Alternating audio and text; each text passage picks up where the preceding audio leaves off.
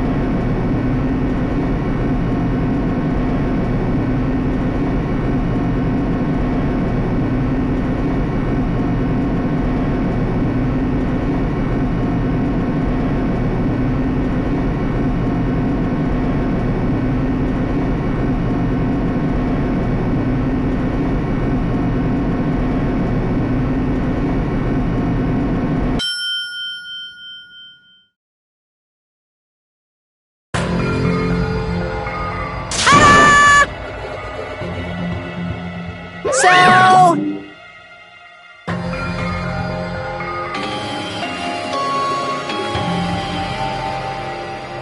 Impossible!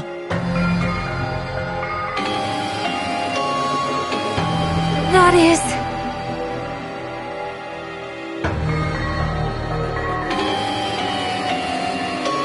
No, no!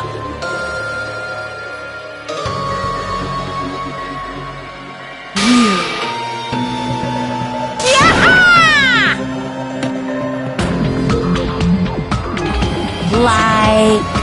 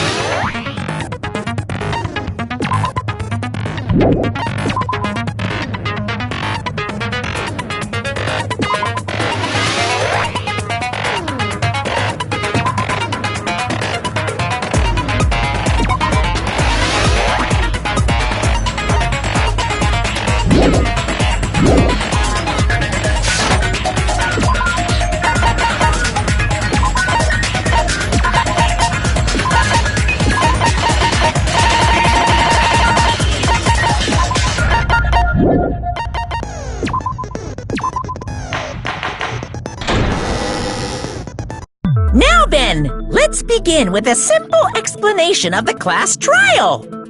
During the class trial, you will present your arguments for who the killer is and vote for who done it. If you vote correctly, then only the blackened will receive punishment. But if you pick the wrong person, I'll punish everyone besides the blackened, and that person will earn the right to leave this island. Oh, no matter how many times I hear it, it's such a cruel rule. Now then, let's first discuss the motive. That masterpiece of gaming, Twilight Syndrome murder case. What?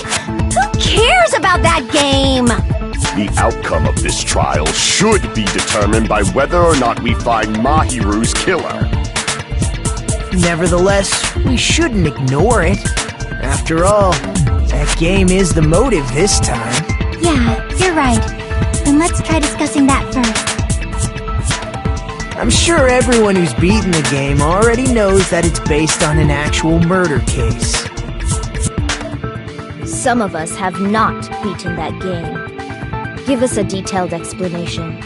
It means Twilight Syndrome Murder Case is a non-fiction game. Additionally, some of us are characters in that game too. Some of us are characters in a video game? So, I think it's better if we clarify who the characters in the game are first.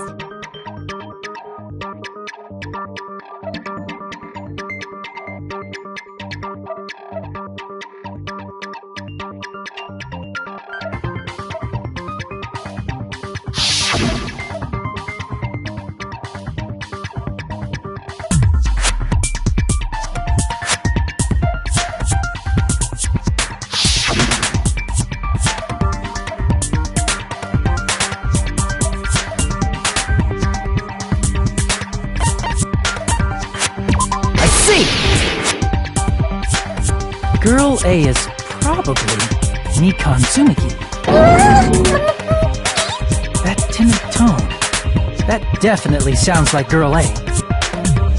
Based on the list of names in the staff roll, I can't think of anyone else who would be Girl A. Why am I in a video game? That's an infringement of my right to privacy! Ha! A nasty, trashy pig shit like you doesn't have any privacy rights! Ah, a nasty, trashy pig shit. I feel like I heard that in the game too. Huh?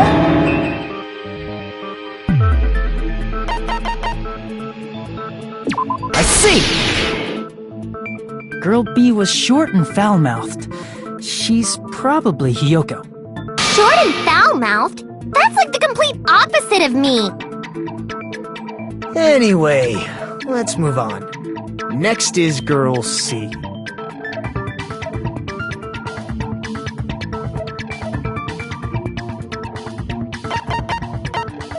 I see! Girl C is Ibuki. Girl C? Then I'll see you next Tuesday! Let's move on to Girl D.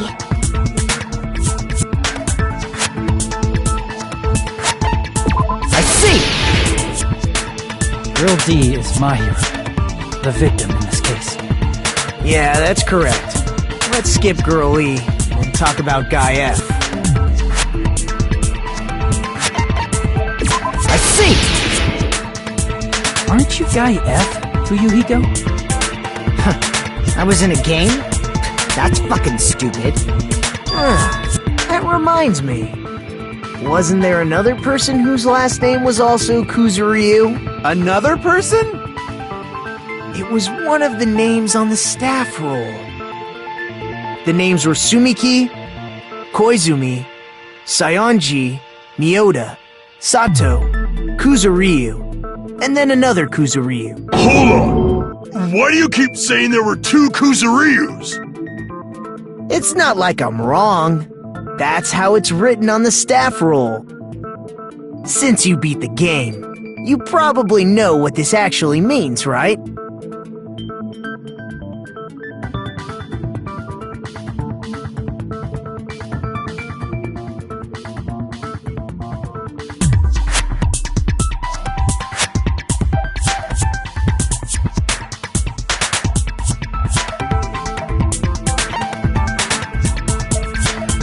I can prove it with this! In the game, Guy F., Kuzuryu, mentions that he has a little sister.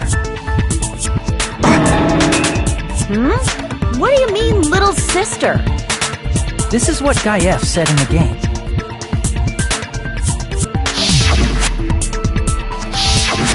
It's pretty clear. There's no doubt that Guy F. had a little sister. Plus, the sister actually appeared in the game. That's why the name Kuzuryu appeared twice. By the way, what role did Guy F's little sister, the other Kuzuryu, play? You probably noticed, right?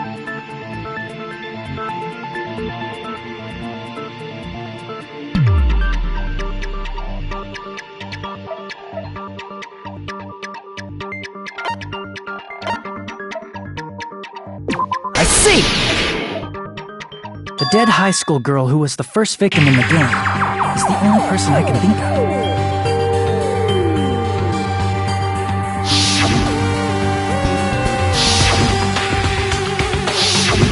Based on Guy F's tone in the game, it's clear that Girl E is not his little sister.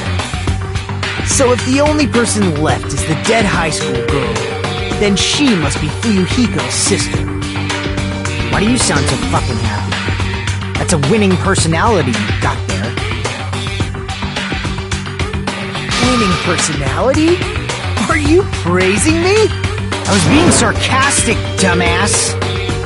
Hey, you said the game is a work of non-fiction. That means Fuyuhiko's little sister is... Yeah, I have a little sister. Something wrong with that? It's just a fucking game. Don't go mixing up some video game with reality. It's not just a game. It's definitely based on true events. That's why it's the movie. Don't go making shit up, bastard! If she was the type to die easily, I'd have fucking killed her myself a long time ago.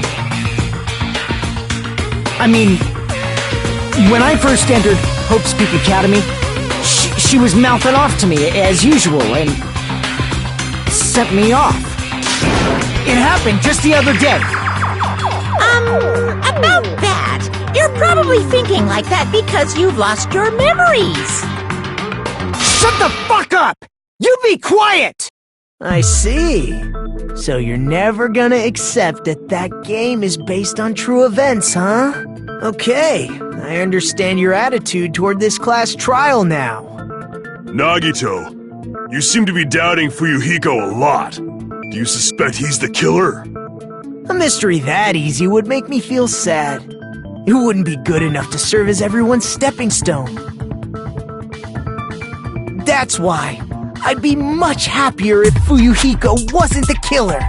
Okay, you're starting to act weird again. Anyway, now we've established who all the characters in the game are. Girl A is Mikan. Girl B is Hiyoko. Girl C is Ibuki.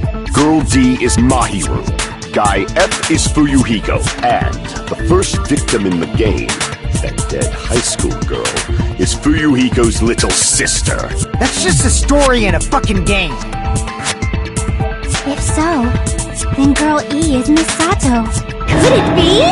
The same Miss Sato who likes white rice? I don't know what Sato you're talking about, but I don't think she's relevant to this case.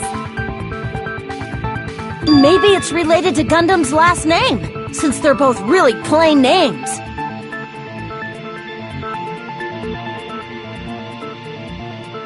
Tanaka may be an ordinary family name, but it's far better than Sato or Suzuki. Hey, no one cares about that. Hurry up and talk about the mystery of the game. Huh? What do you mean, mystery of the game?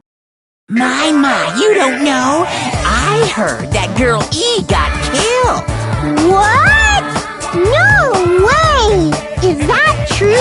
Getting killed is so violent, don't you know? My, such awful times we live in! Why did this happen? You guys are definitely friends. So the mystery of the game is the murder of Girl E, correct? Then let's hurry up and solve it! Let's first figure out why Girl E was killed.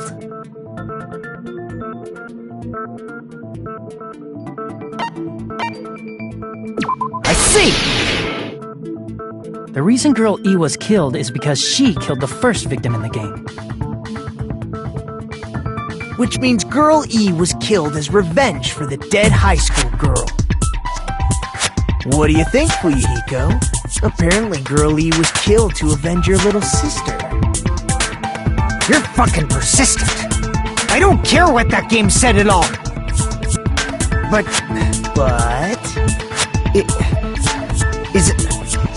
Is that true? Girl E, she killed the first victim? In order to make that clear, we need to know more about the case involving the first victim's murder. It's a murder that occurred in the music room. I knew it would come up, so I prepared in advance.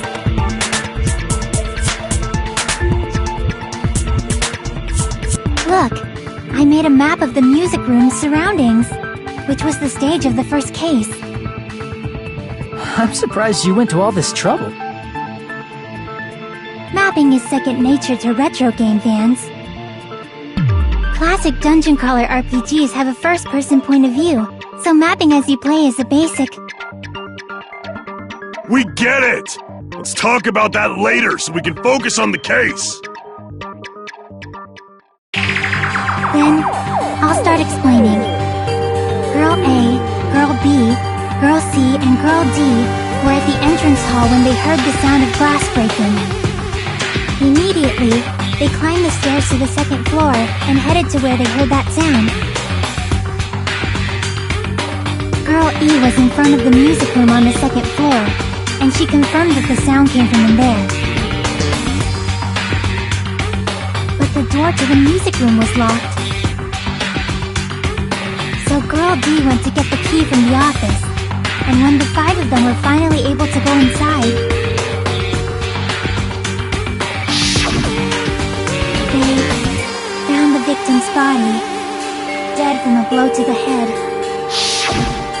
Because the music room's window was broken, the girls thought the killer escaped through there.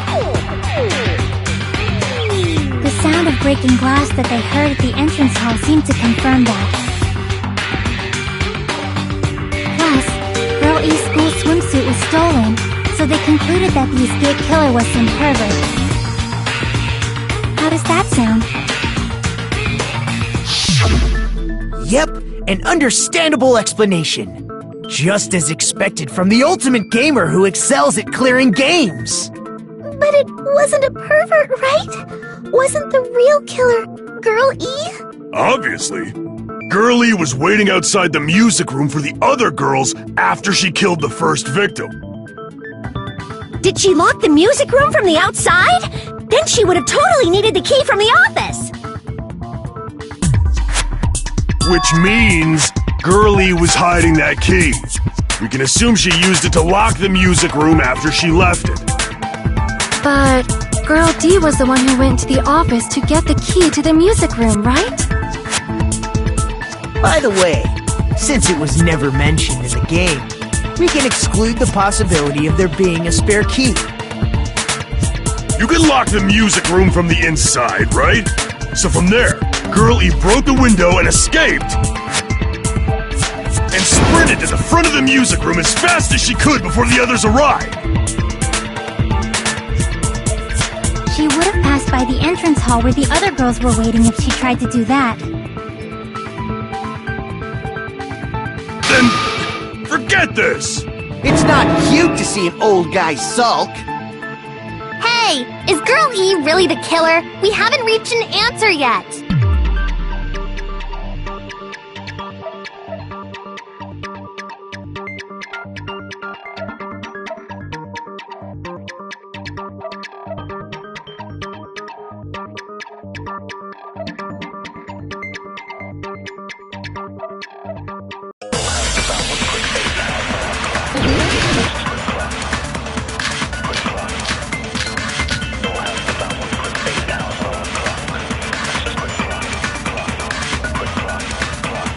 After she killed the first victim in the music room, what did Girl E do?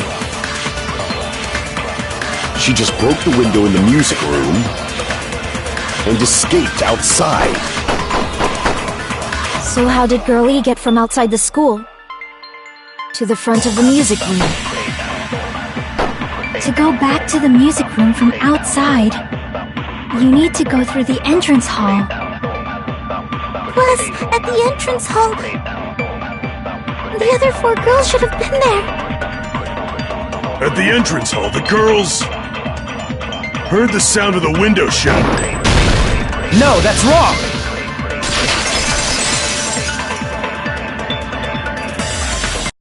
First of all, the sound the girls heard wasn't the window breaking.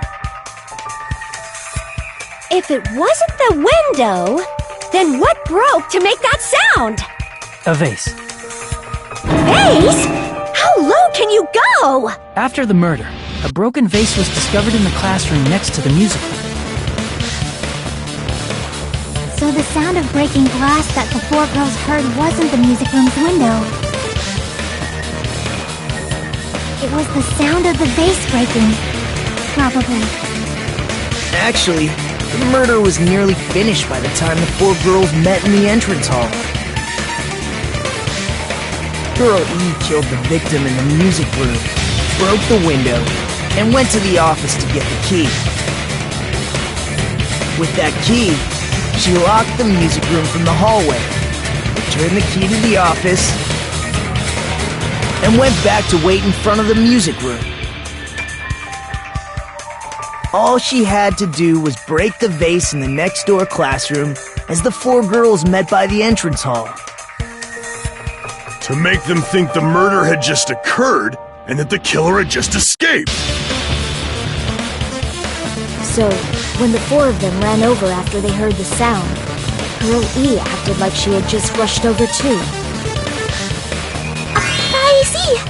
Now the mystery has been solved! Wait a minute! The mystery hasn't been solved yet! You haven't determined what the murder weapon was yet! Who cares about the murder weapon? We found out who the killer was. Not cool! I went to all the trouble of making this death march, so you gotta stick with it to the end! What the heck? You're so annoying! Fine, let's figure out the weapon.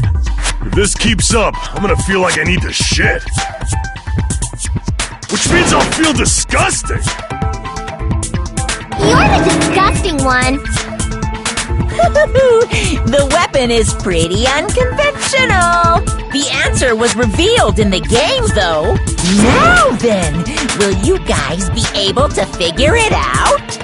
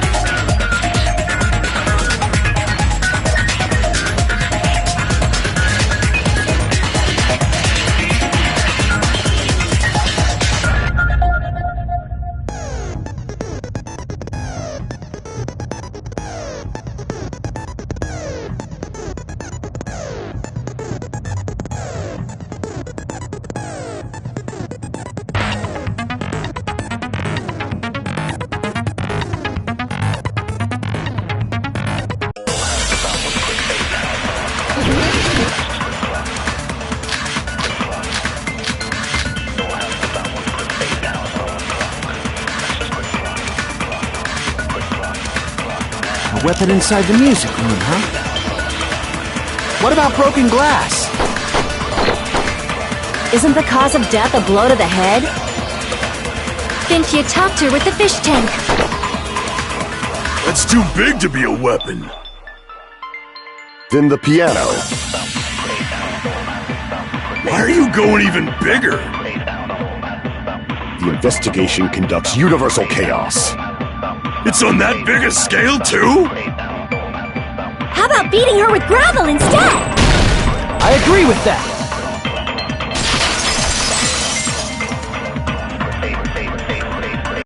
I got it. The killer must have used gravel to attack the victim.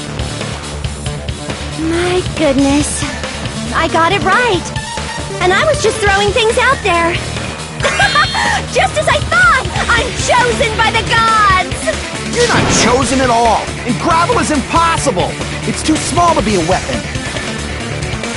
What if the gravel is put inside some sort of bag? What kind of bag? The weapon is something that appeared in the game, and so is the bag.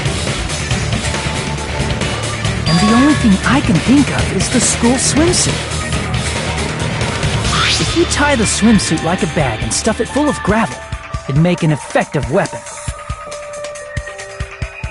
Gravel inside the swimsuit? Even the ace attorney would be astonished by such a fantastic idea! But for the killer, it's an idea that kills two birds with one stone.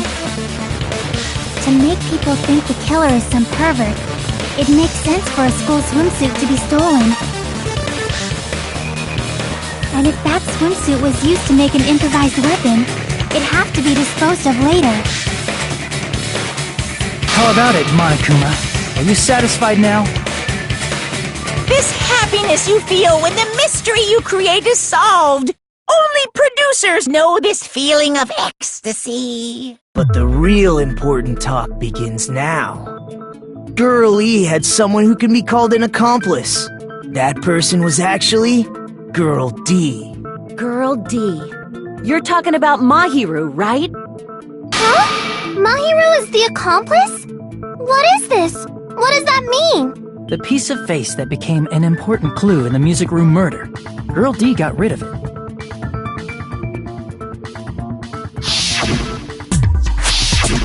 And apparently the reason Girl E committed murder in the first place was to protect Girl D. Girl D was being harassed by the victim. Girl E found out and tried to stop it, and they ended up getting into an argument. And she felt a rush of anger and ended up killing her. But she should have had a clear murderous intent. I mean, she choked her out and then bludgeoned her to death. She probably made her unconscious by accident. And from there, she couldn't go back. I somewhat understand that feeling. You can? That's pretty scary. But Girl E was also killed by someone on the 4th day, or the game's last day. I might as well ask just in case. Who do you think killed Girl E?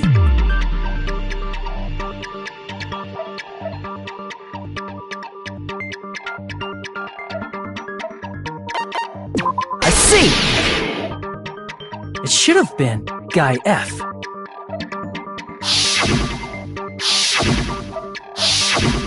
A scenario where Guy F murders Girl E out of a burning, hellfire desire to avenge his murdered sister. But Guy F is... What? It's just a story in a video game, isn't it? That's all you can say. If that game is telling the truth, it'd be a huge problem for you. Hey, clear this up for me. Those of you who appeared as characters in the game, do you remember this incident? I'm terribly sorry, but... They don't remember. That's obvious. Because their school memories were like totally stolen. Even if I don't remember, I already know. It's obvious that guy is the killer. No one would kill a nice person like Mahiru besides a piece of shit menace to society like Fuyuhiko. Girl E and Mahiru were killed by that guy. You sure do talk a lot of shit. Well, I'm used to it by now. But does Mahiru's murder have anything to do with that game? Perhaps the two are unrelated.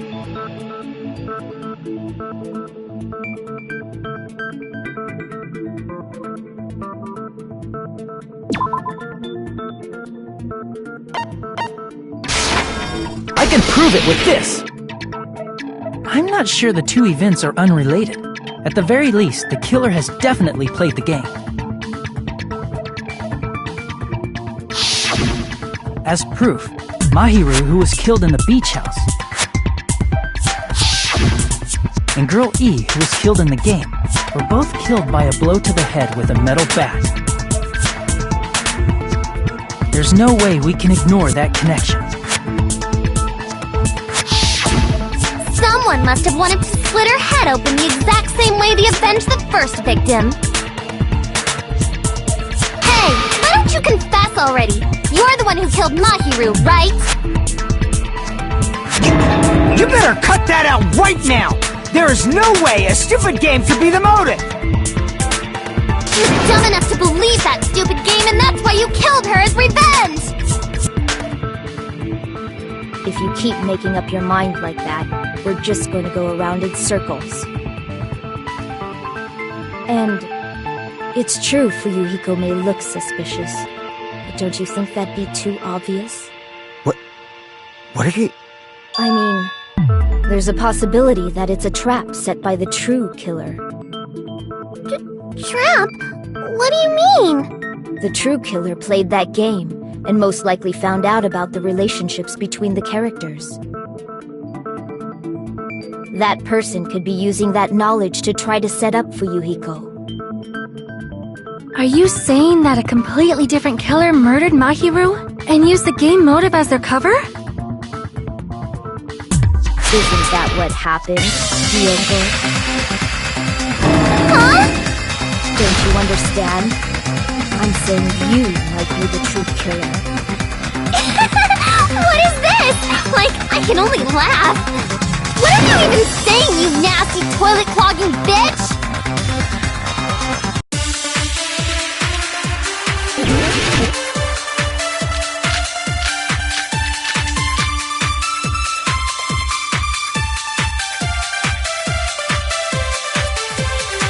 What are you saying, you four-eyed troll? Accusing me of killing Mahiru? You're so mean! Why do you doubt Hiyoko?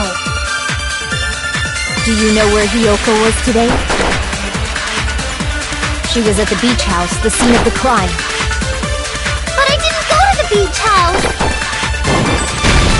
No, that's wrong!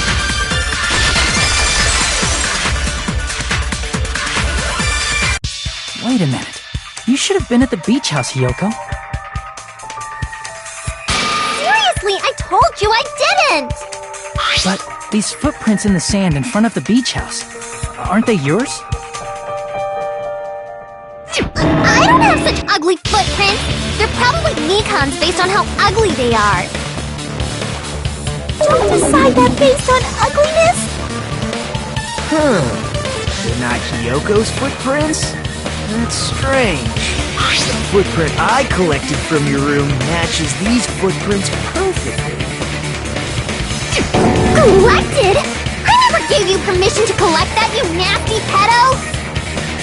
Plus, the footprints left in the sand were facing away from the beach house. Which means, when the owner of these footprints went inside the beach house, they used a different Different entrance? Are you talking about the door facing the road that Mahiru's body was leaning against? Are you saying when that person went inside the beach house, the body hadn't appeared yet? The door was still accessible when they went in, and wasn't when they left. Which means something happened between those two events. Isn't that right, Hiyoko? I remember now! I remember when I went to the beach house! So you finally decided to confess. I'm pretty sure you guys already know this, but going for walks in the morning is my daily routine. I've never heard of that daily routine before. And that's when I went to the beach house. I went there on my morning walk. I see. If you went there during your morning walk, that doesn't have anything to do with the case at all. Don't believe her so easily, dumbass. She's obviously lying. Huh? It's a lie? People who call other people liars are usually liars themselves. If you say I'm lying, prove it. Can you even prove that I'm lying? There's no way a bunch of worthless idiots like you guys would be able to do that.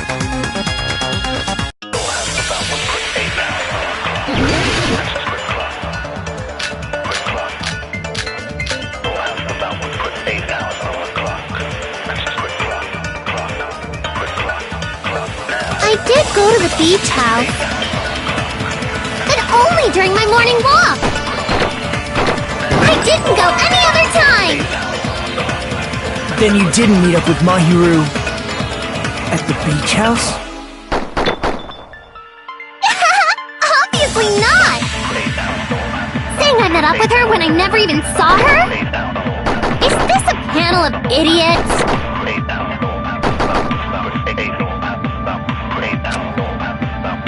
I did go to the beach house, but only during my morning walk. No, that's wrong.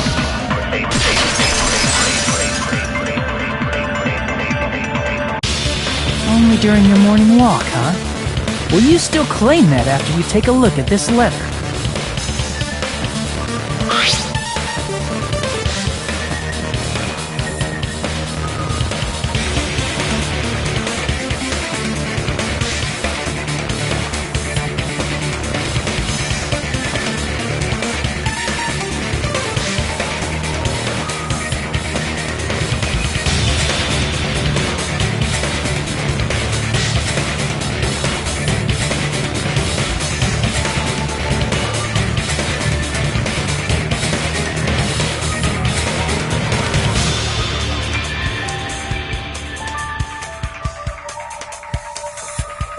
That letter!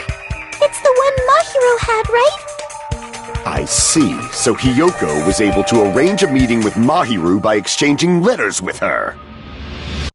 What is that letter? I'm serious, I don't know. Oh, snap! I remember now. I totally saw you. Huh? Me and Hajime met up at the diner around 3 p.m. to go to the beach. I saw you about 30 minutes later, so it should have been around 3:30 p.m.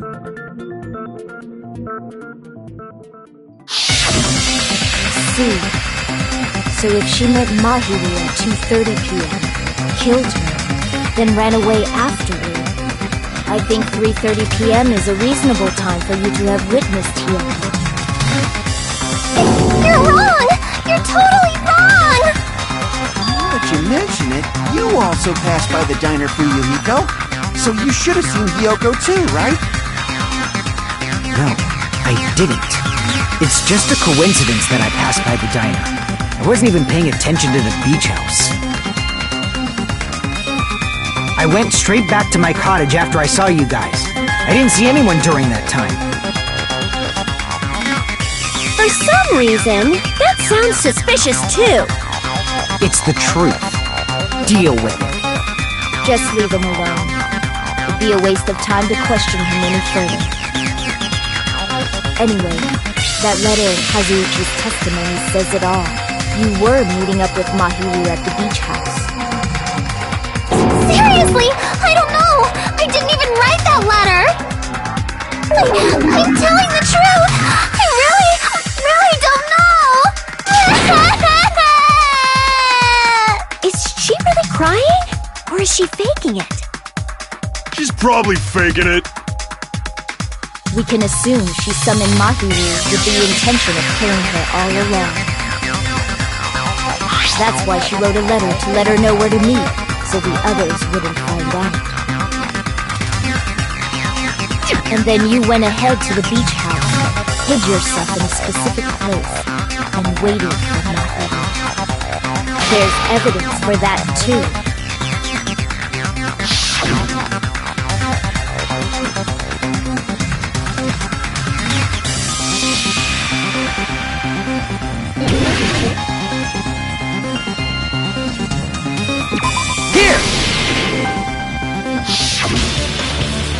place where Hiyoko was hiding, are you talking about the closet? Yes, that's right. The gummy candy we found on the floor is the evidence. Hiyoko, your favorite candy is gummies, correct? What's a gummy? I've never eaten something like that before. I have captured the true character of this mystery. Hiyoko, who summoned Mahiru to the beach house, hid inside the closet like a familiar. When she saw her chance, she attacked her like an evil spirit and left the beach house like a swift wind. But Hiyoko miscalculated that Mahiru's body would be blocking the door at that time. Because of that, she was only able to leave from the beachside door and ended up leaving her footprints. We have presented the proof! My 4 dark devas of destruction didn't even need to come out! It's a trap! This is obviously someone's trap! Who's someone? Whose trap is it? It must be that one person! You know, the one with the mask, maybe? The one with the mask? There was a suspicious mask at the beach house, right? Whoever was wearing that could be the real killer! You're the one who wore that mask and killed Mahiru, right? There's no way I'd wear such a childish mask! Is your brain fried or something? That is right. It cannot be Hiyoko. That mask belongs to Sparkling Justice! Huh? Sparkling what now? That mask says it all! Sparkling Justice is hiding on this island! Which means the legendary serial killer Sparkling Justice is the one who killed Mahiru! Why, if you continue to say such foolish things, I shall tear you limb from limb. Don't blame Miss Sonia! It's just a difference between cultures. Culture shock, you know?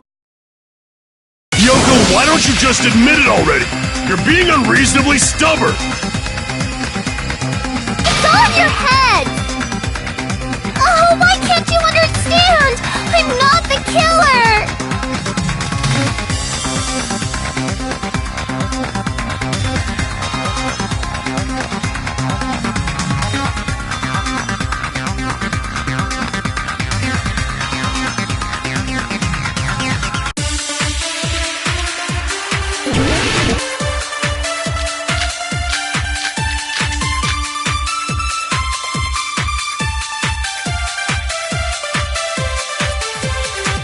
I shall render my verdict upon this mystery's conclusion. Hiyoko is the sinner who killed Mahiru! I'm telling you, it's a trap! There's no doubt! You went to the beach house, right? That is... And weren't you also hiding in the closet? So that's when you dropped the gummy! No, that's wrong!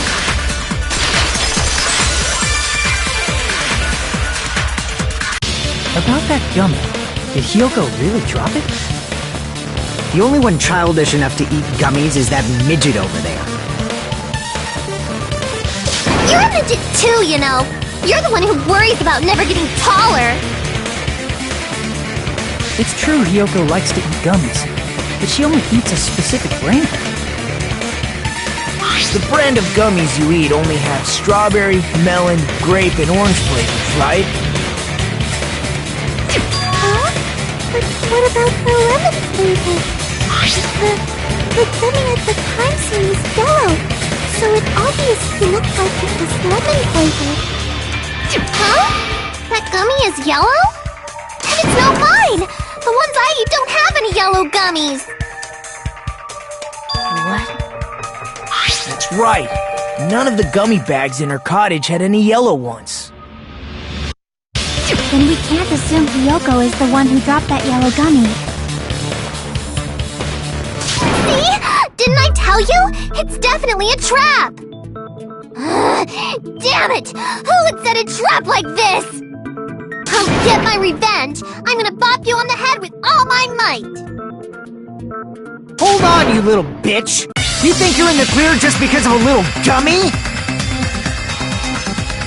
Don't be stupid. I'm not done backing you into a corner yet.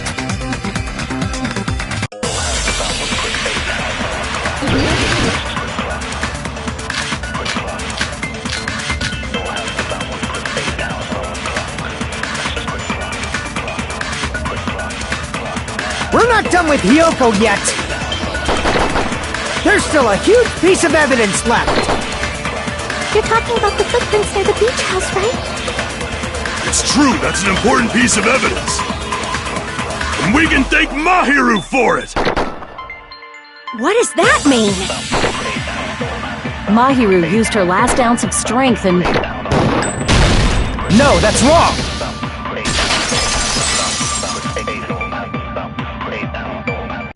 Mahiru didn't block the door. Her death was instant. Instant death?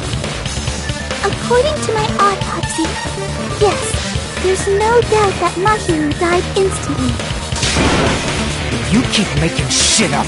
I'll fucking kill you! I'm sorry! Ryuhiko, you cannot do that. Only a coward threatens women.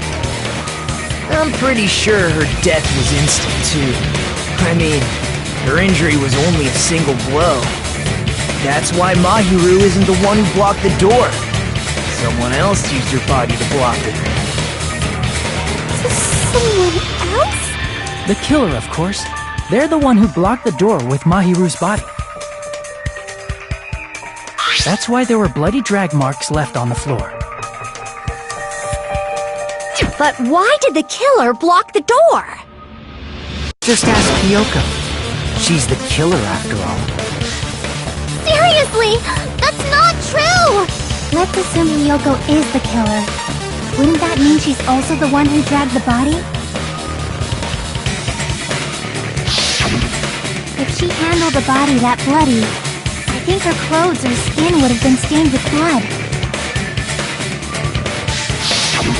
Huh? But when I saw her, she was clean.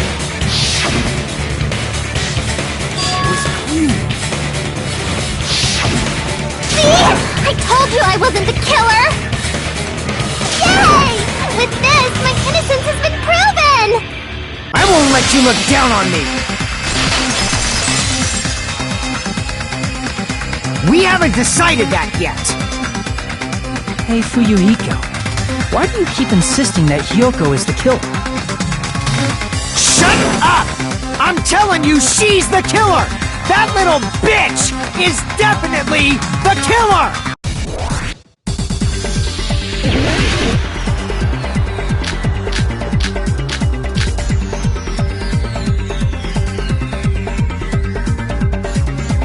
If Mahiru didn't block the door, then Hiyoko did it! She killed Mahiru and blocked the door with her body! Hiyoko is the only killer I can think of!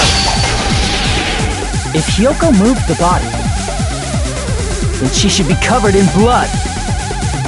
So what, dumbass? There's a shower room inside the beach house. After she moved the body, she just washed it off in the shower. Allow me to cut through those words. Now, washing it off in the shower is impossible, because the shower in the beach house was out of order. Out of order? I'm terribly sorry! I haven't had any time to actually repair it! Then, maybe she took her clothes off to move the body, and when she was done, she put them back on! Are you saying I did something that perverted?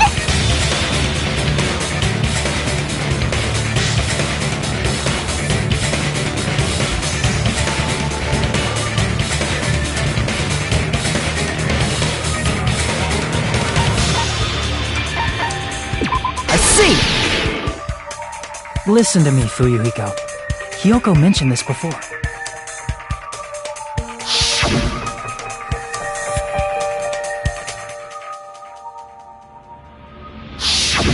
Which means Hiyoko can't change by herself.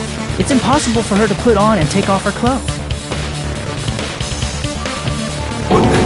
What? Oh yeah, she couldn't even tie her sash on her own. That's why she couldn't take a bath and smelled bad. I didn't smell. It only smelled a little.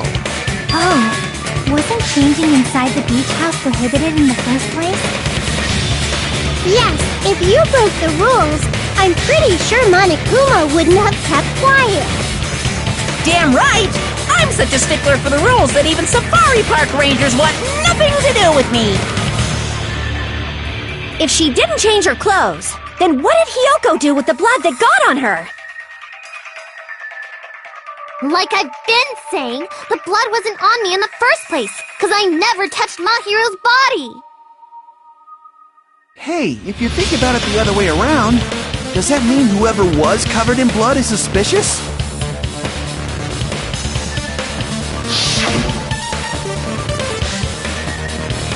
Because if so, I believe Akane was soaked with blood when we all met up to go to the beach. Didn't I tell you that was because I got beat up by Coach Nekomaru?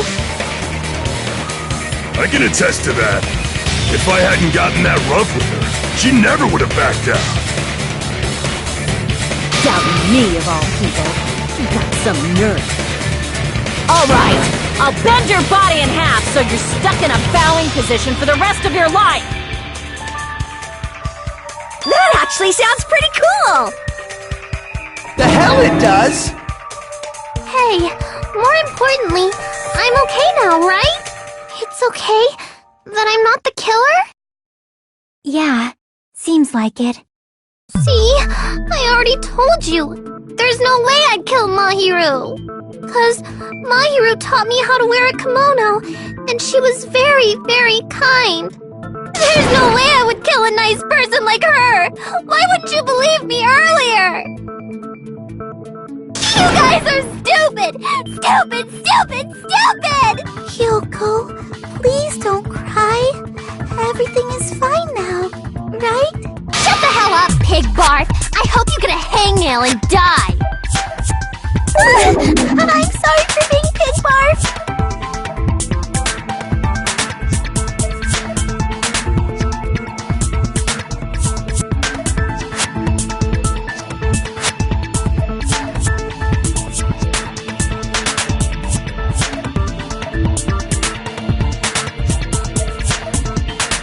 Hey, Hiyoko. Now that our suspicions have been addressed, can you tell us the truth? Huh? Even though you're not the killer, you still went to the beach house, right? Like I said, it was a trap! Yeah, I got that already, so... Can you give us the details about that trap? I would like to know too. It might lead to some kind of clue. Fine. You want me to talk, huh? Earlier this morning, Mahiru was the one who came up to me. She asked if we could meet up later. Huh? But didn't you say earlier...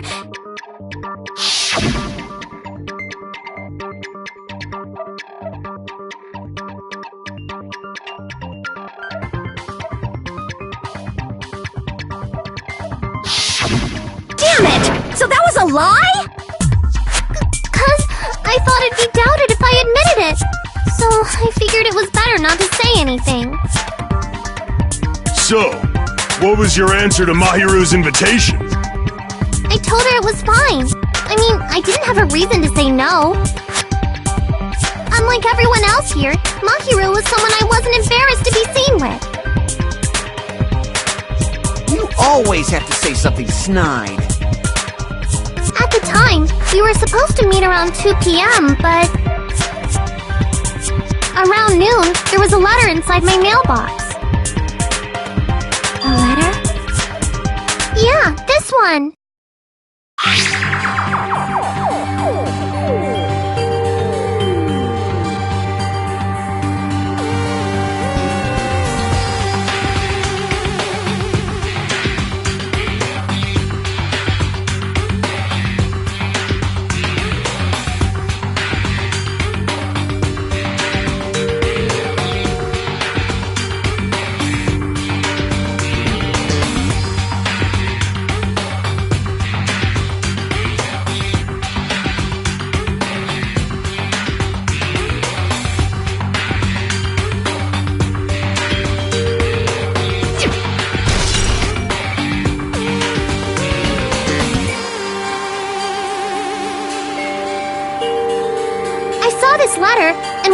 beach house at that time.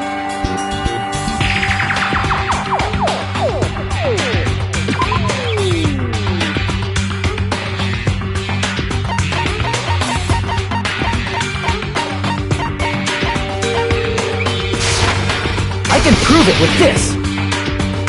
This letter. Doesn't it look like its contents are different from the letter Mahiru had?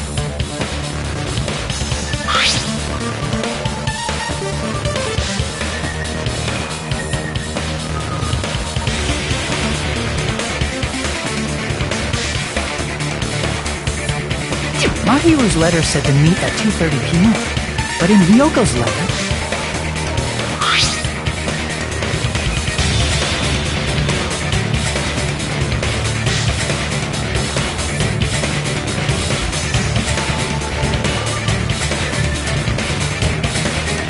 Whoa! The meeting times are off! It's also strange that both letters wanted to change their meeting spot to the beach house. It would be plausible if one of them said it, but for both letters to say the same thing? Hyoko, since you wrote it, what do you think? Like I said, I never wrote the letter. How many times do I have to tell you?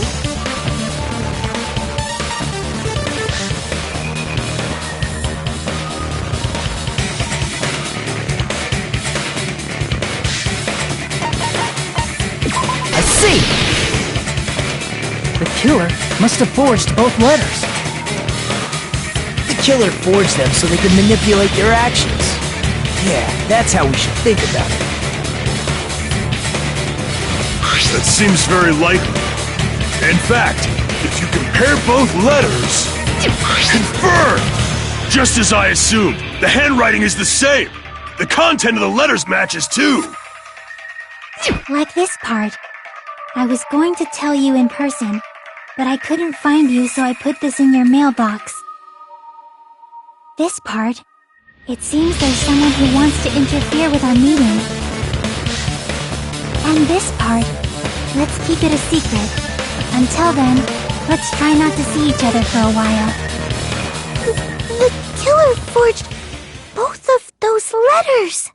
In doing so, they were able to control Hyoko and Mahiru to do their bidding, like a netherworld puppeteer. So they completely tricked me. And then Mahiru's killer. How mean! Give me back Mahiru! Really? This is really terrible. I've offered to help so many times. But the killer this time didn't discuss their plan with me at all. It's all my fault. I'm so ashamed of being unreliable. Here we go again. Once we let our guard down, this happens. We can just lightly punch him to death later. So based on what the letter said, you went to the beach house at 2 p.m., right, Hyoko? What's most important is what happened afterward. What on earth happened there? I fell asleep. Why'd you fall asleep? It's not like I wanted to. I think I was forced to get a whiff of some kind of medicine or something. Medicine? That medicine. Could it be? Did they get it from the drugstore? I thought that place seemed unsafe. They even have prescription medicines laying out in the open. If you were aware of that from the start, you should have done something about it. I'm sorry. When I woke up, I was inside a small closet. And when I rushed out, I saw Mahiru's body. And that's why you ran out of the beach house in such a panic! I was scared. I was really, really scared. Really scared that I couldn't help, but... The killer probably planned to frame Hyoko from the start. And for that reason, they summoned Hyoko before Mahiru, put her to sleep, and shoved her inside the closet. So their reason for blocking the door with Mahiru's body was to make Hyoko leave her footprints as evidence. Everything to frame Hyoko as the killer. That's horrible! I didn't do anything wrong, and I was framed by Mahiru's killer!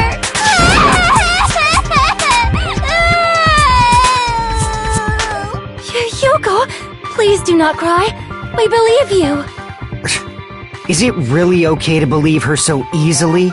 She might be faking those tears, you know. This'll never end if you keep being so suspicious. Isn't that what a class trial is all about? The only way to survive is to be suspicious. This is where we go to thoroughly doubt each other. So if you believe in each other so easily, then there's definitely something wrong with you. You're wrong, Fuyuhiko. We aren't supposed to doubt each other here. We're supposed to work together. The class trial is where we cooperate with each other, work hard, and aim for victory. The killer and everyone else. Two hopes attempting to grasp the one true hope. Two hopes clashing with each other is poetry in motion. That is what a class trial should be. Seriously, which side are you on? I'm on the side of the absolute hope that can overcome any despair. And I believe that absolute hope exists at the point where two hopes clash. Your stance is neither white nor black, but gray, and you do not yearn for your life, or even for victory. Jeez, I wish he'd just side with the enemy already so I can believe what he's saying! Let's stop. Believing every little thing Nagito says is a waste of time. Yeah, we need to figure out who Mahiru's killer is. There should be a new clue contained in what Hyoko has told us. So, let us believe Hyoko's words and discuss it once again with everyone. Yup, yup! The debate proceeds when you assume you can believe each other. Good job! That's the right way! That's the splendid power of teamwork! Hey! What do you think of that, Monokuma? I'm not gonna let you have the outcome you want!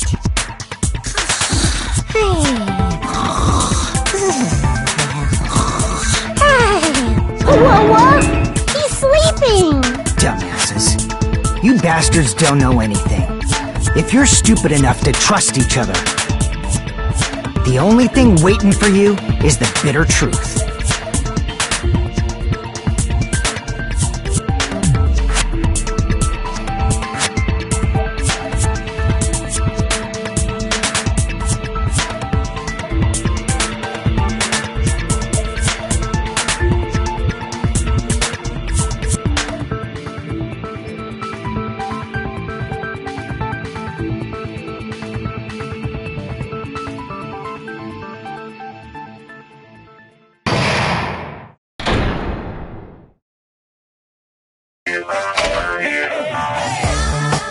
Well now,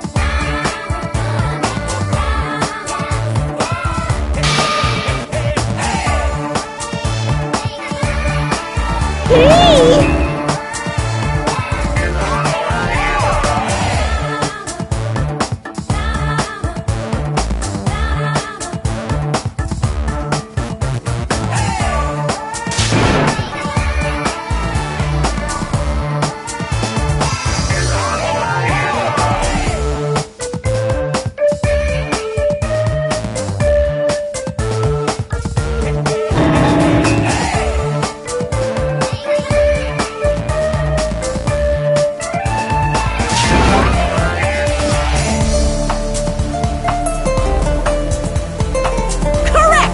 you say Nanu in German when you're surprised.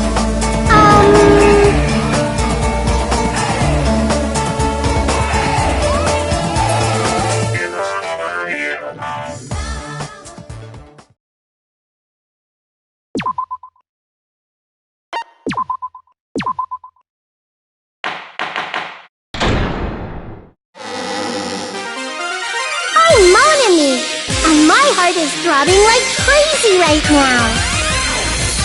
To think that the person who killed the wonderful Mahiru Koizumi is in this room.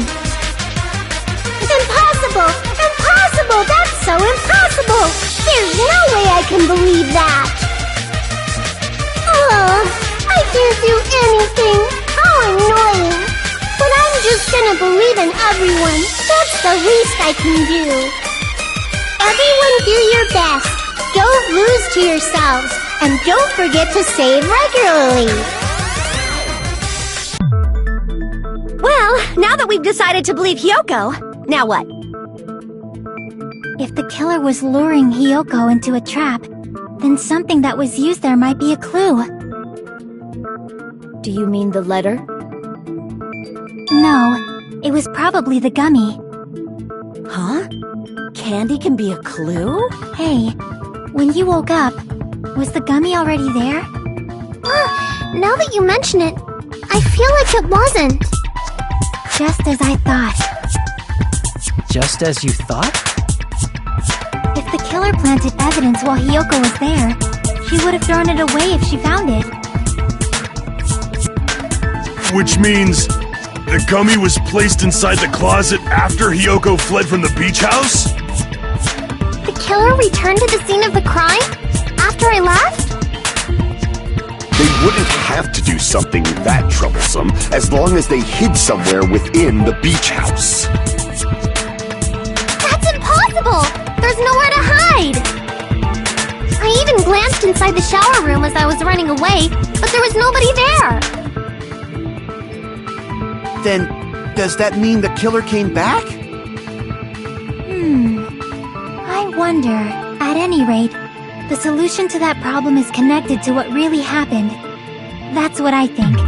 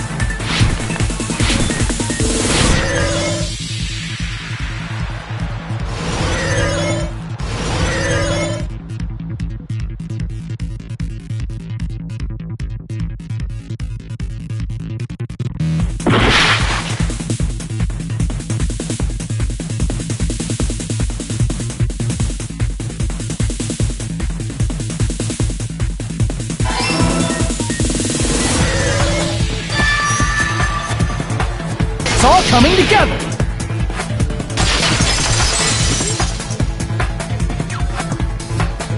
Do you think the killer might have been hiding? You spent all that time thinking just to say something so pointless. How disappointing. Didn't I just say there was nowhere to hide? Do I have to explain it in another language so you can understand? Her personality got a hell of a lot more forceful once she stopped being a suspect. No, there should have been a place for them to hide. A place you didn't look, Hiyoko. What are you saying? Stop being annoying or I'm gonna make Akane bop you on the head and shut you up for good!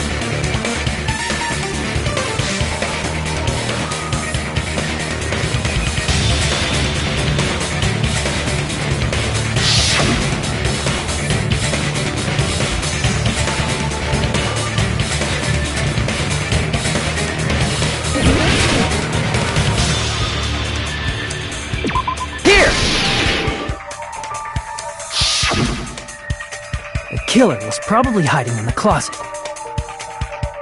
The closet? That's where I was locked up! After you woke up, you said you rushed out of there, right? And you probably didn't look inside the closet very carefully. But could two people even hide in such a small place? And without Hiyoko knowing? That's why the killer made sure to arrange a hiding place.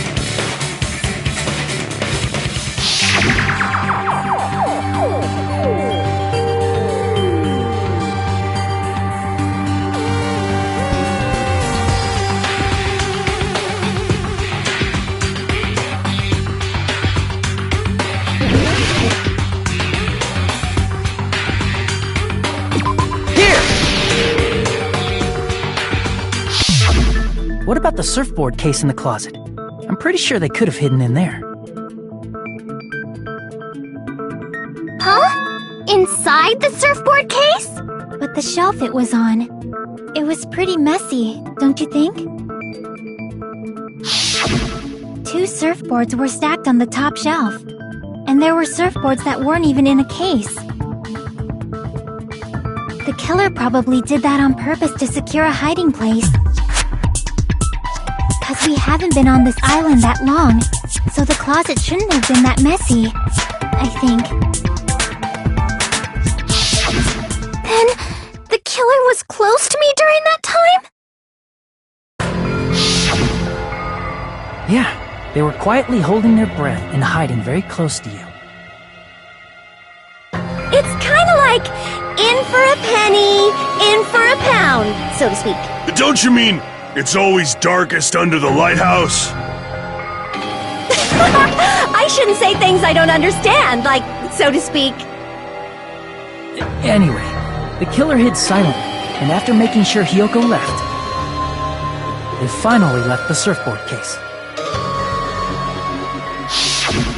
I agree with that as well. Seriously, nobody asked what you think. There's no way the killer would leave Hiyoko by herself if they were trying to frame her. If Hiyoko was left alone and ruined the evidence the killer had planted, it would have messed up their plan.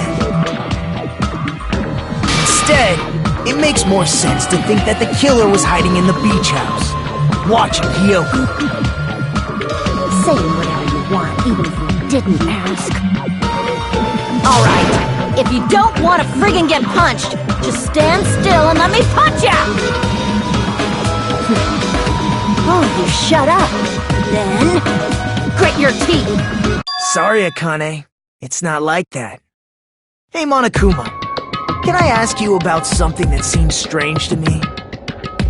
I believe Prince Shotoku was from the future. A man from the future is always directing the flow of history. I'll listen to your story about men from the future some other time.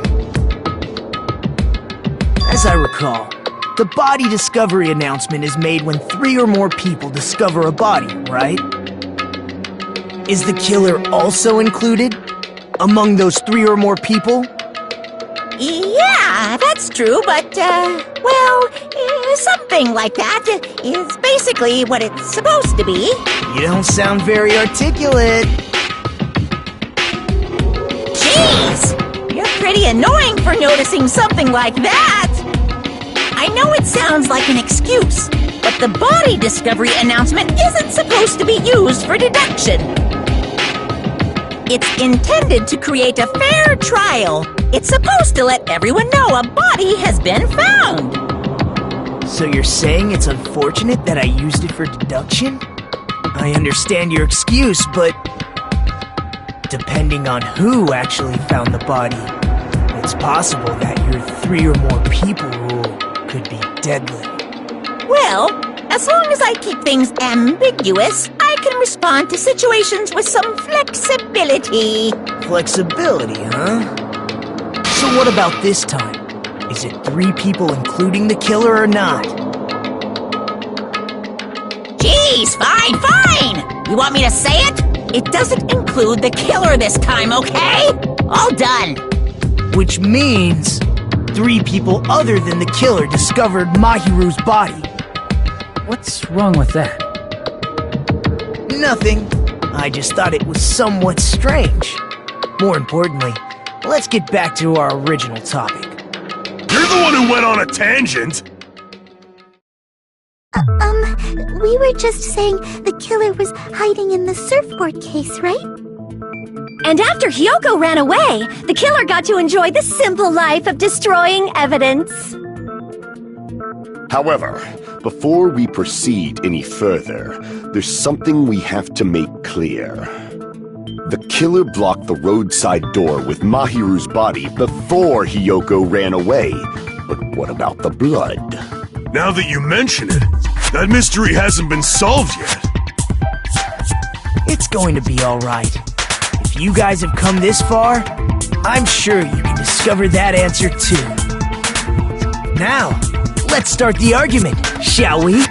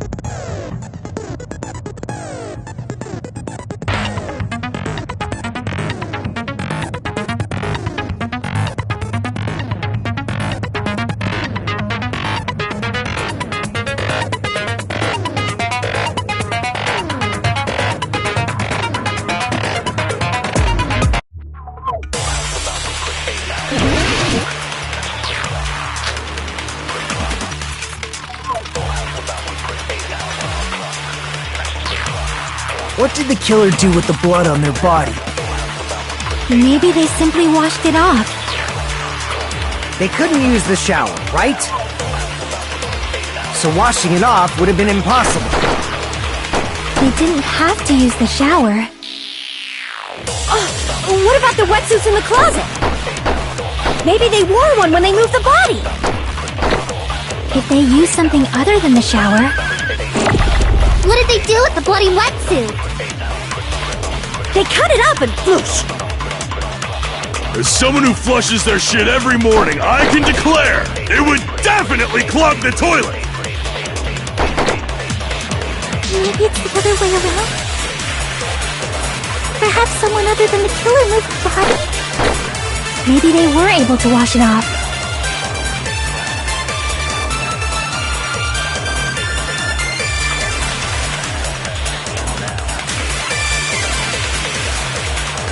What did the killer do with the blood on their body?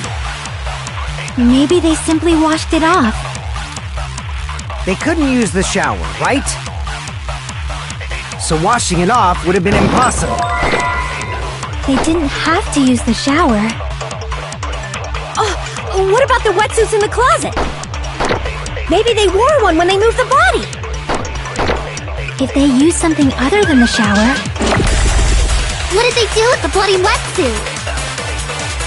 They cut it up and whoosh.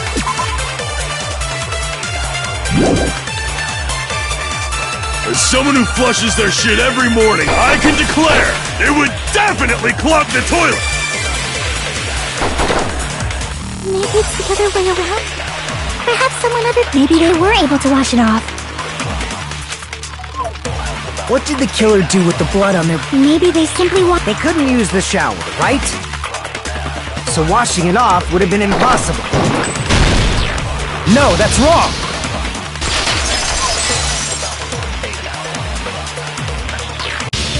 If they just needed to wash off the blood, they didn't necessarily have to use the shower.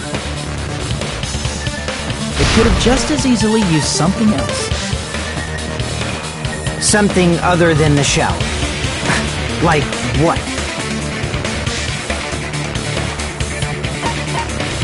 I see! Drinks inside the refrigerator. Couldn't the killer have used those to wash off the blood? I've seen through it.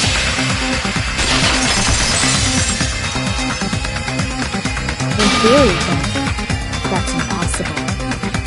Why? Try to remember the refrigerator carefully, and then you will understand that there's no possible way the drinks in the refrigerator were used.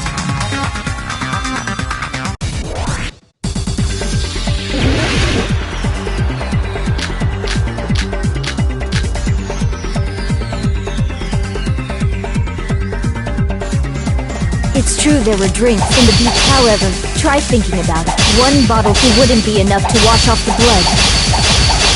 I can't back down!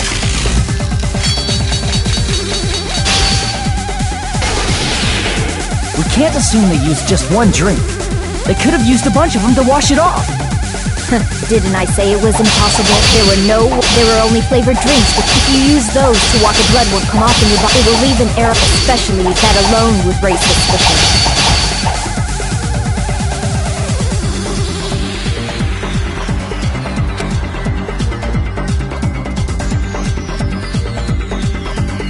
Didn't I say it was impossible? There were no water bottles in the refrigerator. Allow me to cut through those words!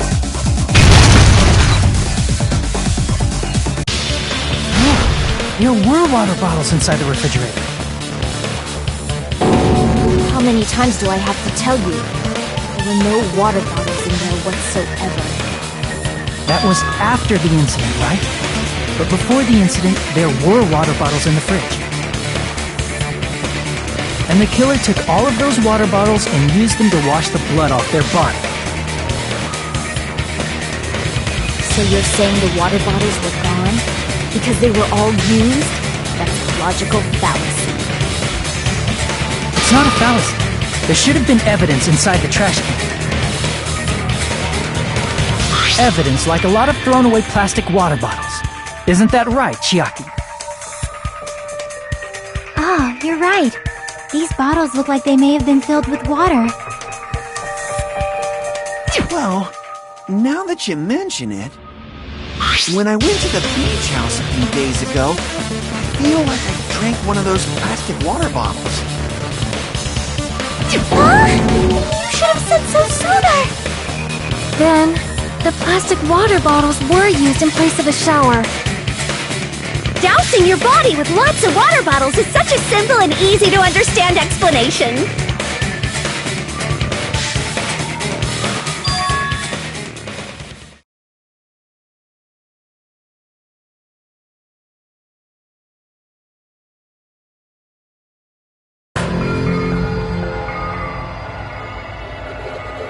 It seems you've realized who the killer is.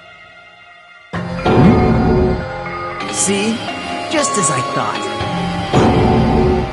Hold on.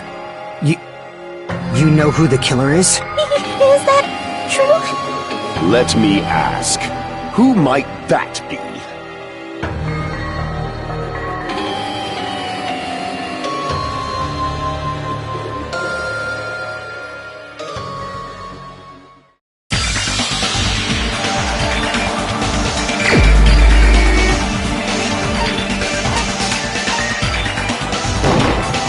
You're the only one! Peko, is it you? Hey! What are you being quiet for? They're accusing you of being the killer! Then I should ask you this. Why do you believe I'm the killer? I remember when we were all meeting up to go to the beach. Your appearance when you came to the diner.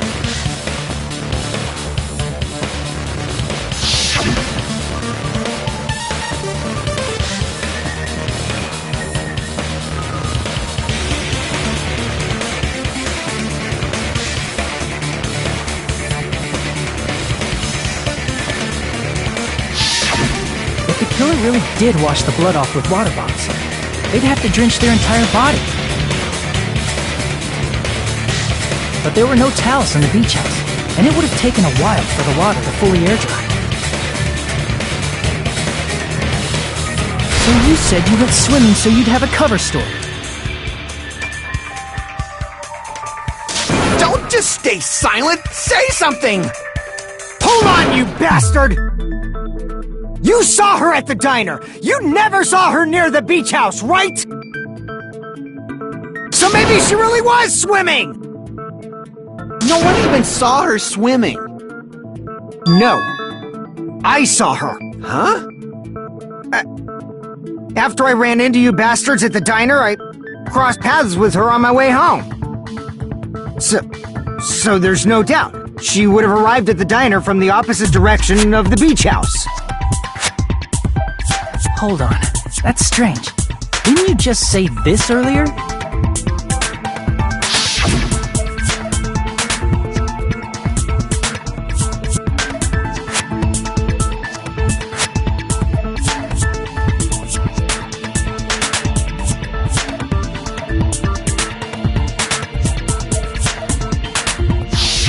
You told me you didn't see anyone.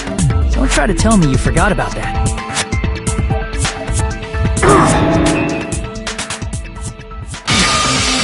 Not so fast! It's too soon to decide she's a killer! We haven't established how the killer was able to leave the beach house! Now that you mention it, you're right. The roadside door was blocked, and if it's impossible to leave from the beachside without leaving footprints, then how the fuck did the killer escape? Why are you all fired up, Fuyuhiko? You're not the suspect. Peko is. Who cares about that? Answer me! If you have an explanation, then show me what you got! We might have an answer. Huh? Do you really? This mystery seems unsolved. Well, if Peko is the killer, then I might just have an answer to that mystery. I see. Then let's hear this alleged method of escaping the beach house. First, let's establish how the killer escaped.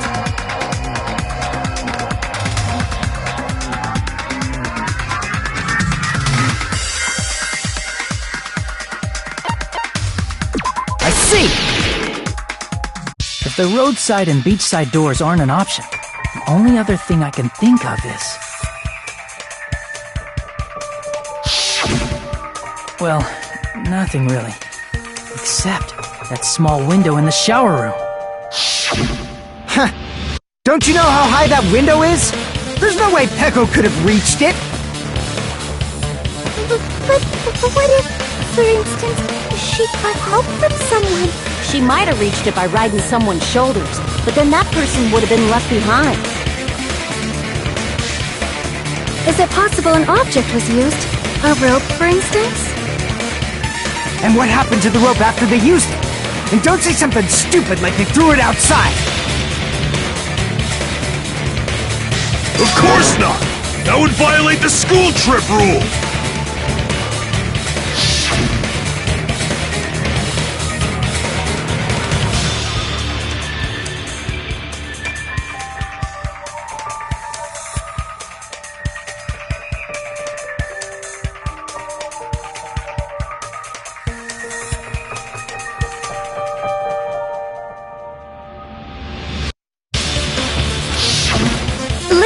prohibited.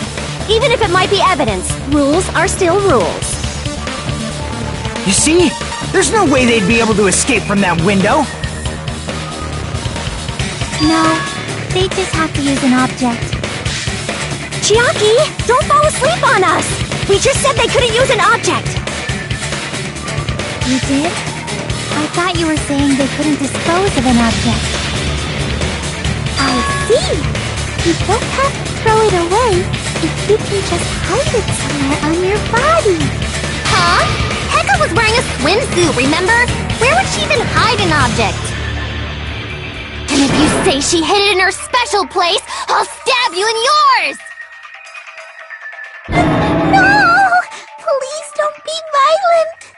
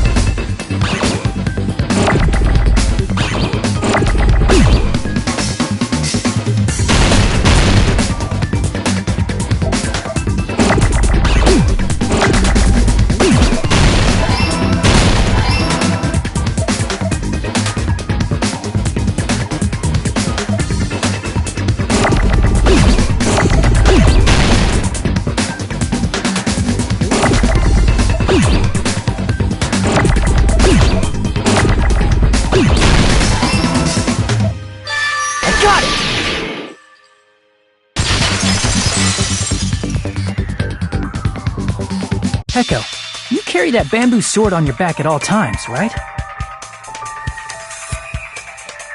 If I recall correctly, you had it then too.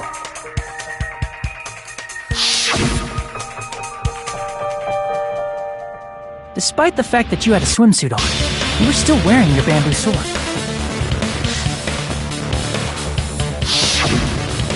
Are you saying she used that bamboo sword to escape through the window? Yeah. Heko used that bamboo sword as a step stool and escaped out the window. Sword as a step stool?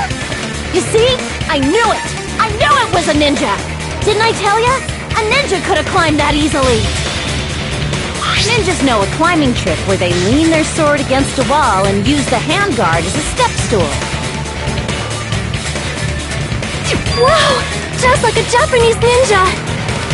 Miss Sonia, ninjas only exist in Japan.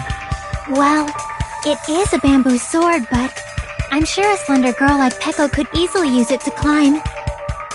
Well, Peko, do you have anything to say?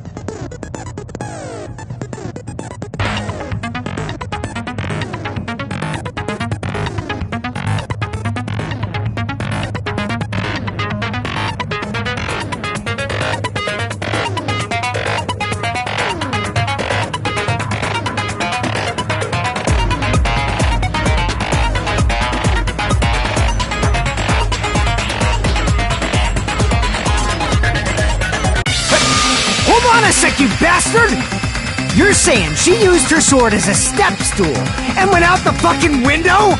Then what about the sword? It would have been left in the shower room and she wouldn't have been able to recover it, dumbass! Fuyuhiko, why do you even care? Shut up! Just shut the fuck up and answer me! If you have an answer, then fucking give it to me! If she used the bamboo sword as a step stool, it would have been left behind!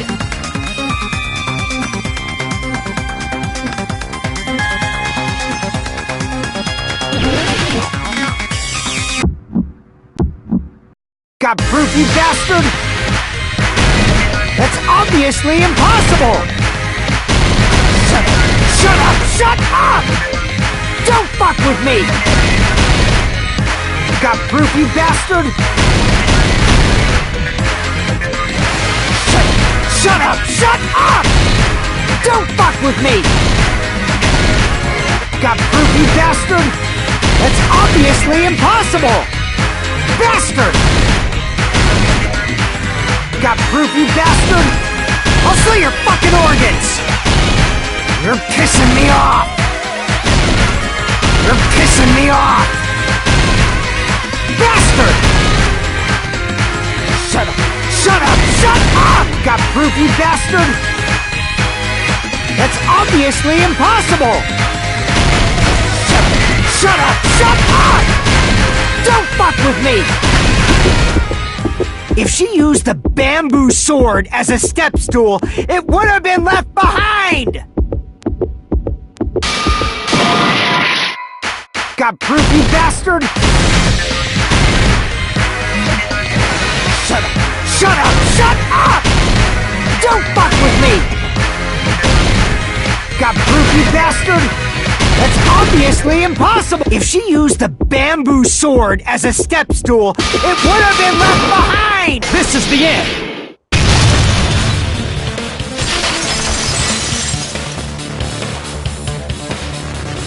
If she used her bamboo sword as a step stool, she could have recovered it with her sword bag.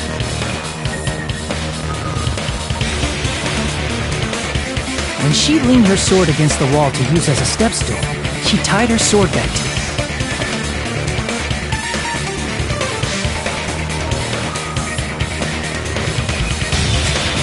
And after she climbed up to the window, as long as she hauled the bag up toward her, she would have been able to recover her bamboo sword. I see. Not just the bamboo sword, but even the sword bag, too. She used them both to escape. Akane said she's like a ninja, but it's nothing as silly as that. Simply put, only Peko could have performed this feat. An escape plan befitting of the ultimate swordswoman. Even so, how disappointing. If you'd only let me work with you, it would have been an even greater plan. No! You just back off! Is it true?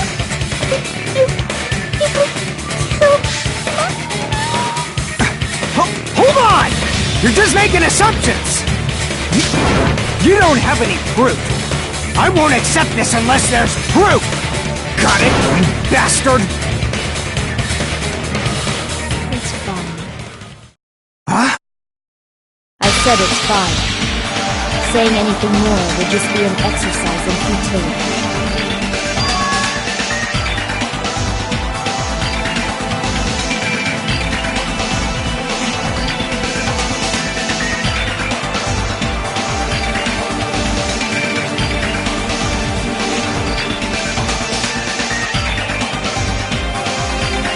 Among flowers, the cherry blossom. Among men, the samurai. I commend your decisiveness, Beast. Very well. If you admit it, this ends now. Let's cast our votes. Agreed. Hurry up and vote. Hold on. Let me confirm one thing first. Can it wait until after the voting? This is important, and it relates to the voting. It's about Peko's motive. My motive? In the end, You had no connection to the events depicted in Twilight Syndrome murder case, right? Then, why did you kill Mahiru? So it's about that. Let's see. If I must answer that question, I must say it was for the sake of justice. Justice? In order to protect the justice of this world. I do not sully my hands to satisfy personal grudges. There is only one reason I kill. For the sake of protecting justice. What are you saying? Justice is what makes humans human. It's a virtue that human beings should be proud of. Justice is the eternal sun and the enduring moon, the protective father and the smiling mother. Hello! Earth to Peko! If justice ever disappeared from this world, the world would immediately freeze and people's smiles would vanish. I will not allow that! It's fine, just stop it! Justice must always be there to guide us, to shine bright above our heads. I'm telling you to stop it! So I must fight. I must continue to fight to protect justice. Could she be? As the light of justice shines upon my mask, I expose the hearts of malevolent evil. Justice complete! The center of justice that is pierced by justice. The lead star of justice that shines in the night sky. That would be me. Sparkling justice! Now then, let's execute justice! What? What the fuck? Peko, what are you doing? I am sparkling justice. In the name of sparkling, shining justice, I have come to deliver justice. What's going on? What's this? Chill! Peko! Finally snapped! Everyone, please be careful! Sparkling Justice is a serial killer who claims to be an ally of justice. Clad in her various hero masks, she is a serial killer who exclusively targets other criminals. She is supposed to be... Ally of justice? So that's why you're wearing a mask! This mask is the dividing line. Just like various idols, the sun is revealed because it lies just beyond your grasp. Justice should also be the same. I don't get it, but this is becoming really crazy!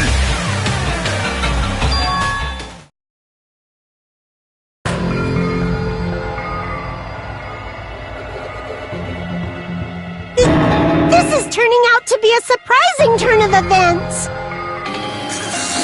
Hey!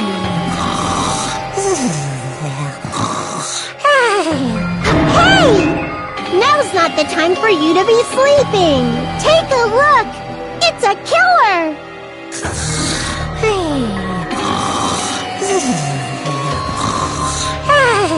This again?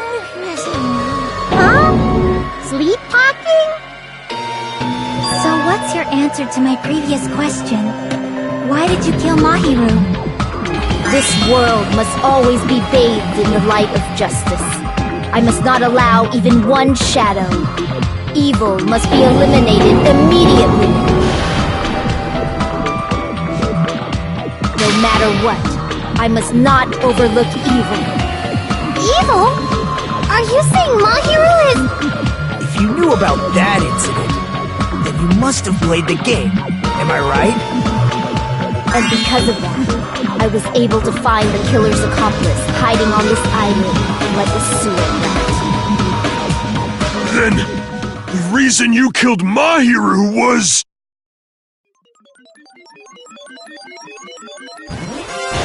To protect justice, of course. In order to protect justice, I have become its merciless sword. And executed justice. Holy crap! She's such a stereotypical psychopath! She's so gross! Echo, is this your true identity? My true identity? I have already forgotten who I am. It just shows my determination. My determination to protect by throwing away what's most important. I'm willing to become anybody to shower this world with justice!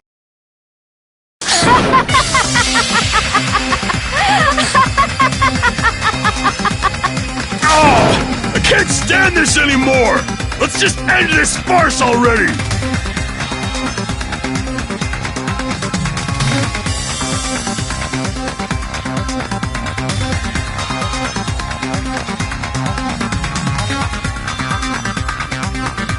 Let's go over this incident one more time and then let's end this.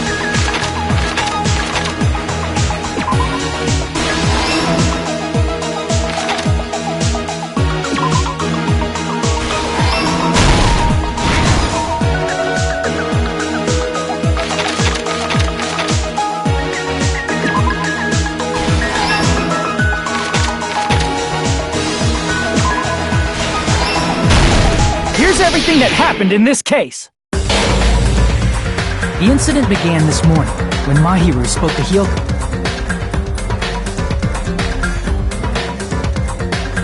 Mahiru most likely played Twilight Syndrome Murder Case, the video game provided to us as the motive. She probably wanted to discuss it with someone else who also appeared in the game as a character. Hyoko accepted Mahiru's invitation, and they promised to have a more detailed conversation about it later.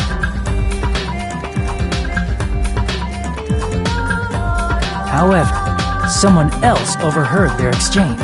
The killer. The killer eavesdropped on their conversation and used their promise to devise a specific murder plan. By preparing a specific item, they planned to manipulate the two's actions. That item was the letters. They sent fake letters to both Mahiru and Hyoko. The letter Mahiru received told her to come to the beach house at 2:30 p.m.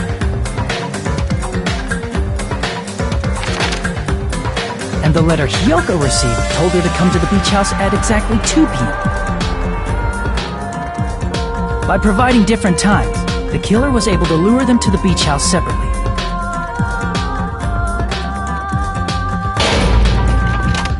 Hyoko totally trusted that letter, showed up at the beach house at 2 p.m., just like it said.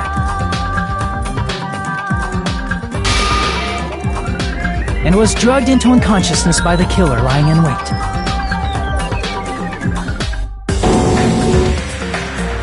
After putting Hyoko to sleep, the killer immediately hid her inside the closet,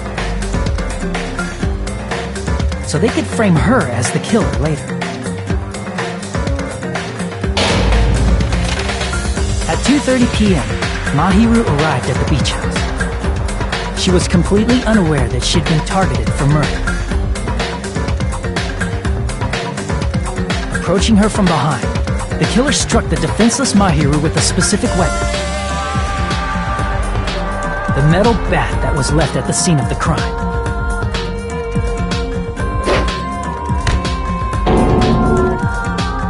The bat was brought down onto the back of Mahiru's head, and with that, she took her last breath.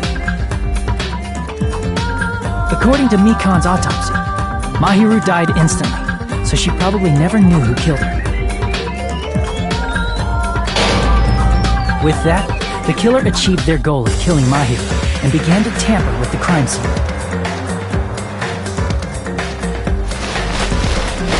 They dragged Mahiru's body so that it blocked the door leading to the road.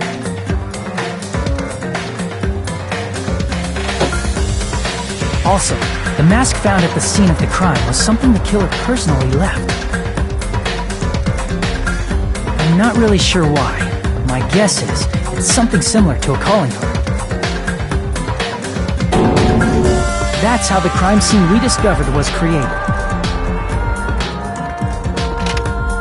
However, by moving Mahiru's body, the killer got blood splatter on them. Plus, the shower room had no water because it was out of order, so they couldn't wash it off. But the killer expected something like that to happen. Instead of the shower, the killer used something else to wash the blood off their body. They used plastic water bottles that were inside the beach house refrigerator. We can assume they carried the bottles to the shower room before the sequence of events had happened. In place of showering, they washed the blood off their body with water bottles instead. However, they had no choice but to dispose of the empty bottles in the beach house's trash can. Littering is against the rules, and it would have taken too much time to throw them away somewhere else.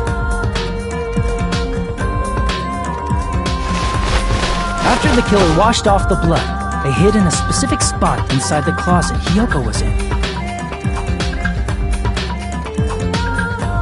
The killer hid inside the surfboard case that they had already emptied beforehand.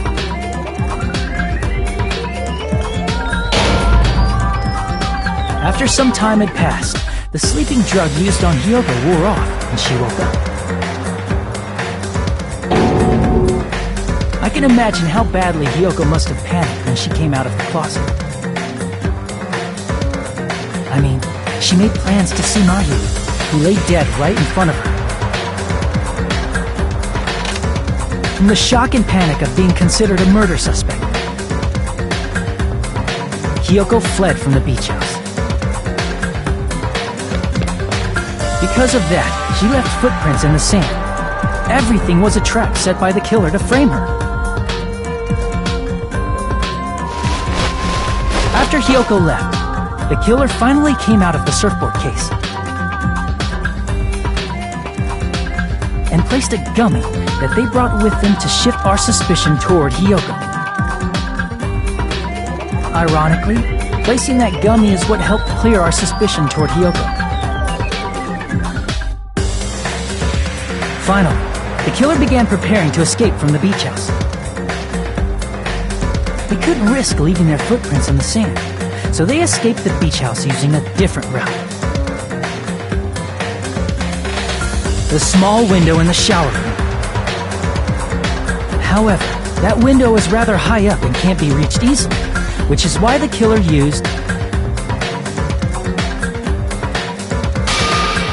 the bamboo sword they always carry with them. The killer took the bamboo sword out of its bag, tied the bag to the sword's handle, and used the sword as a step stool to reach the small window while holding the sword bag in their hand. As long as they're able to reach the window, all they had to do was pull the bag to retrieve the sword.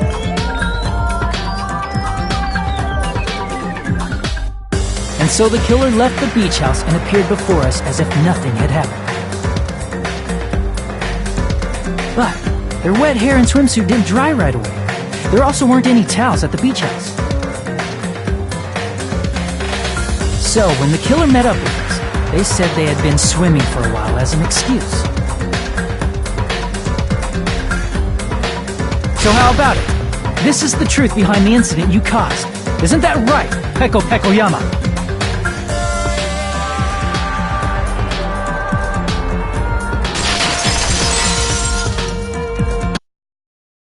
I see. And what of it? She's like, totally cool with it. I haven't done anything to be ashamed of. What are you saying? You killed Mahiru! Wrong! I punished evil in the name of justice. That's no reason to condemn me. Whatever. Let's hurry up and vote so we can freaking kill this weird, crazy bitch! There's no way you can kill me. Justice can never be killed. You should all know that as well. What are you saying? To protect what's most important to you, you must be prepared to throw away something equally important. Understand? I don't get it! I don't get it at all! Then I shall be direct. Justice must carry on in order to keep justice. To keep me alive, you all must give up your lives. Are you serious? It's not serious. It's justice. If I fall here, who will combat the evils of this world? Now, follow your hearts of justice that reside within you all, and save my life to protect justice. Hurry and carry on justice. Give me a break! Who's gonna die for you? If we let Peko go, we're all gonna get killed!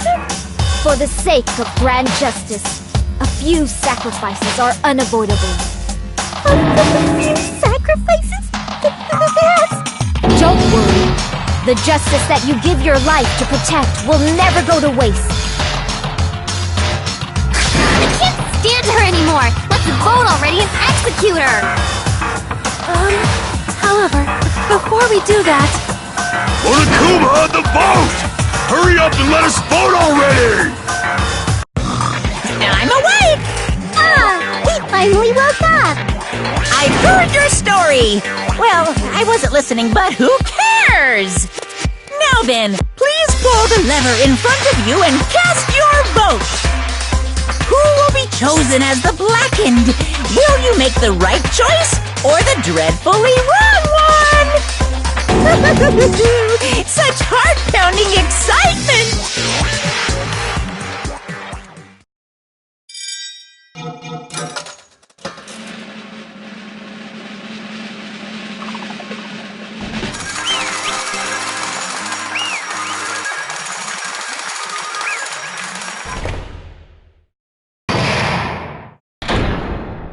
Pardon me, can we please have a little more time?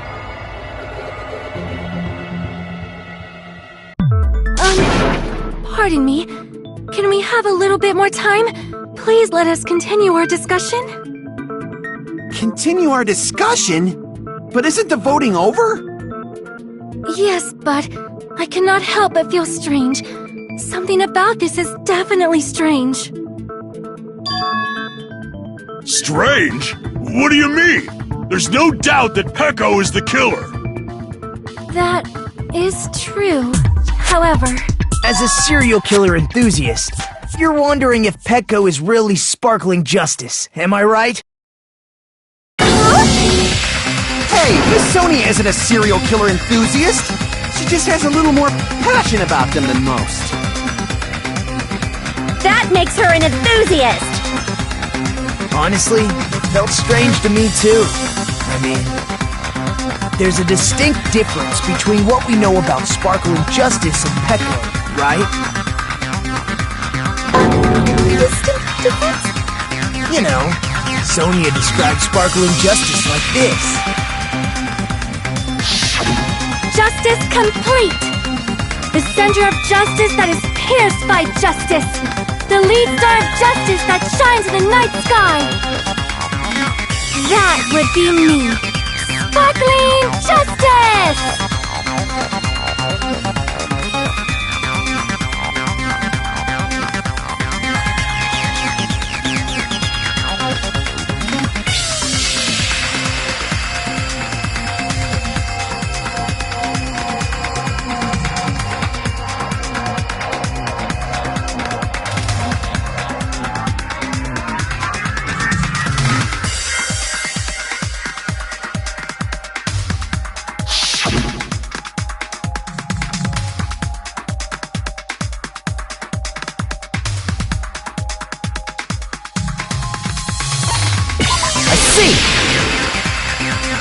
That's right. According to what Sonia said. The article was written in their native language, so I tried to translate it. If she had it translated, that means it wasn't written in English, right? Huh? Yes, the magazine I read was written in Spanish. So, Sparkling Justice's catchphrase was no doubt written in Spanish as well. Which means the journalist and Sparkling Justice are both... From Spain? What?!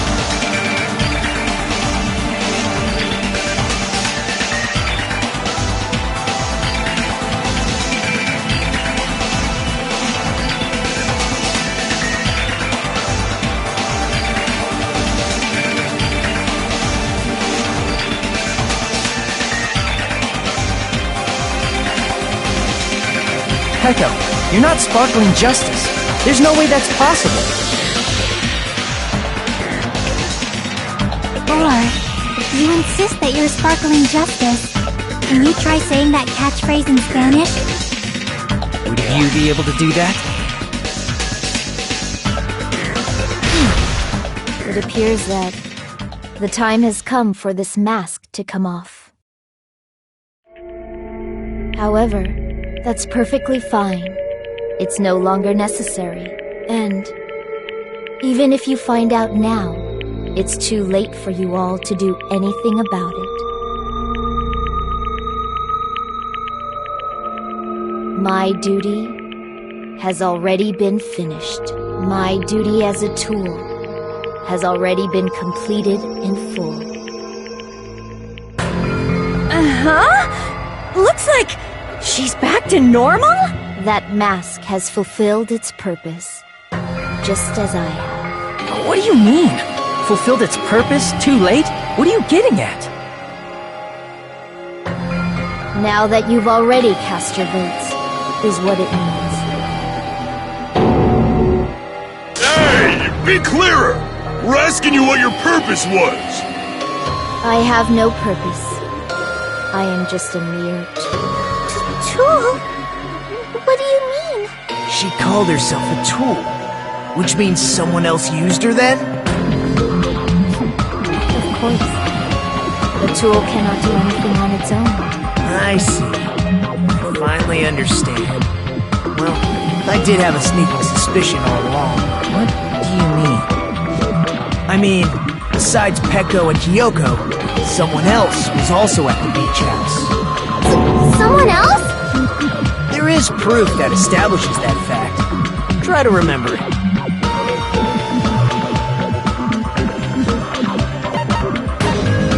I see! Are you talking about the body discovery announcement? Yep, that's right. I mean, didn't Monokuma say so earlier?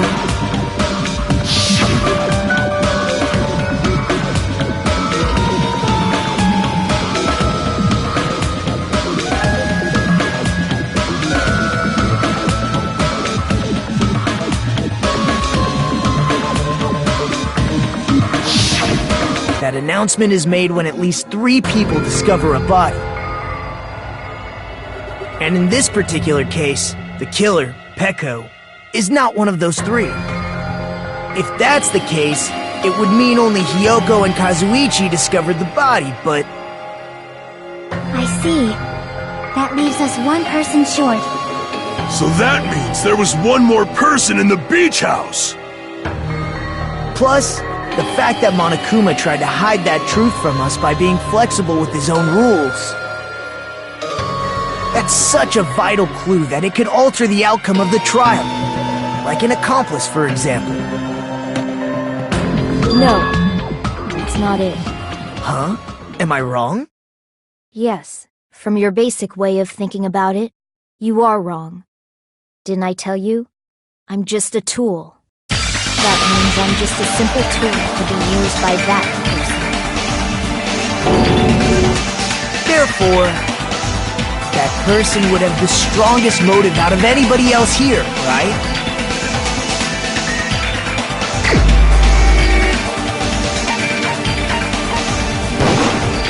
You're the only one!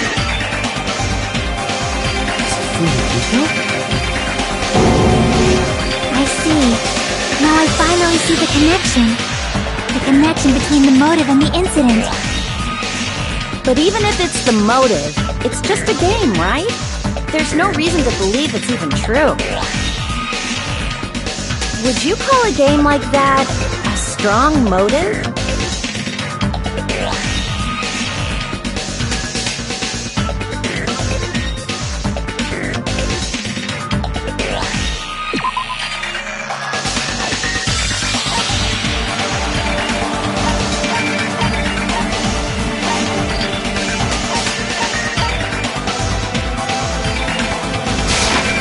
I can prove it with this!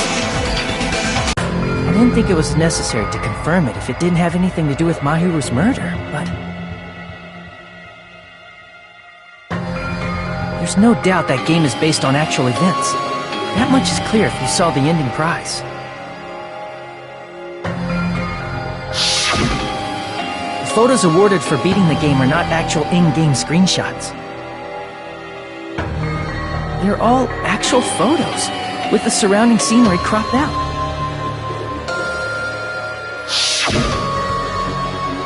You knew all along, Fuyuhiko, didn't you?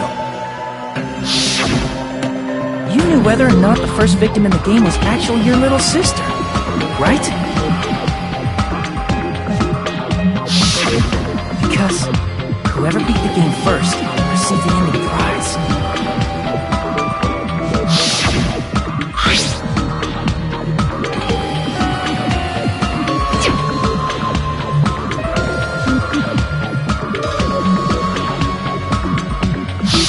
It was the envelope, right? The person who received the ending prize. It was you, wasn't it?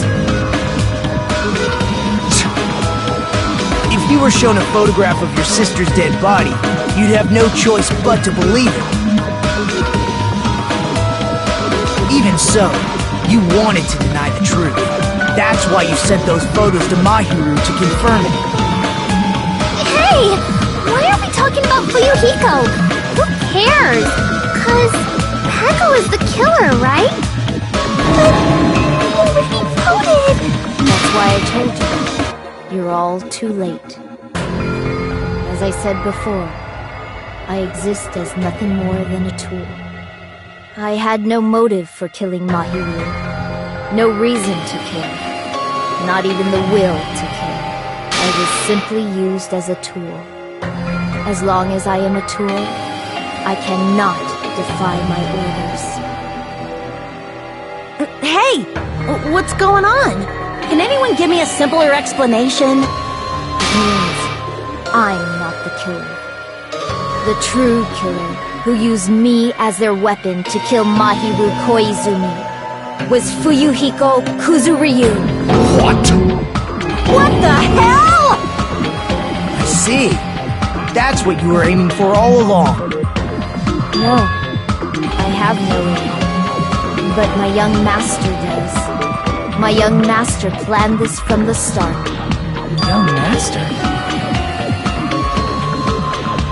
That is the truth of this case.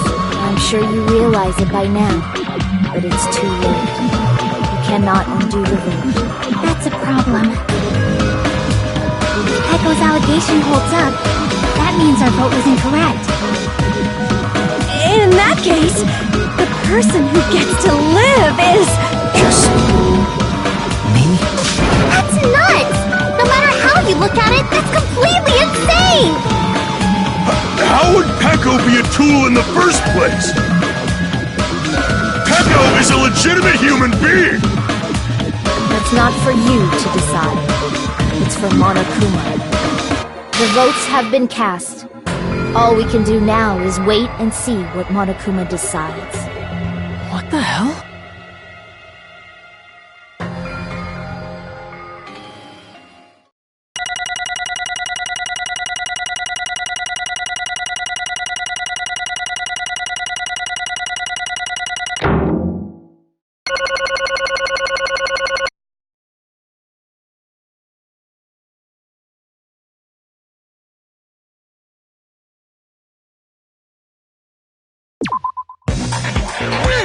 I'm in a bind. And what a bind it is. I guess for now, let's take a quick recess. We'll be right back after this commercial break.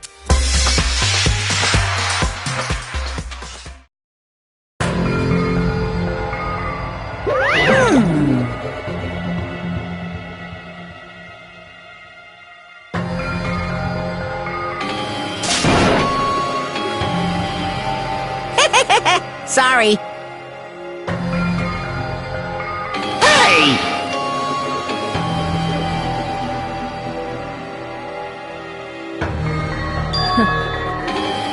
Hey! Hey!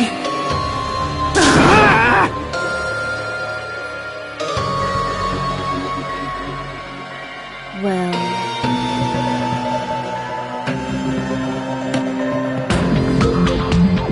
you just don't know.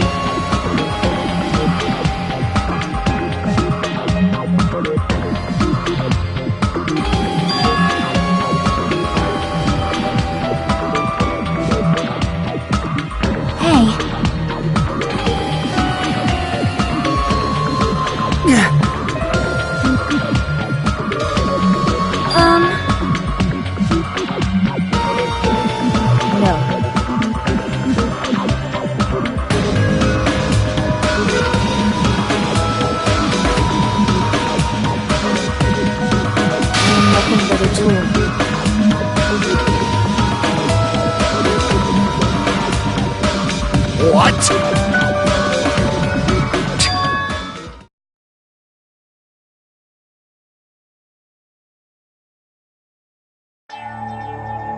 If my young master is attacked, I must defend him as his shield. If he intends to kill, I must be his sword. That is my only reason for living.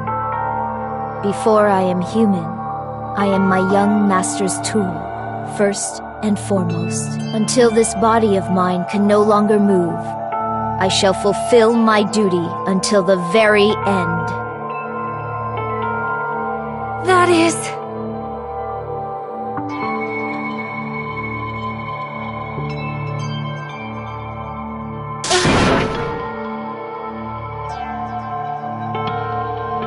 Nothing. Huh?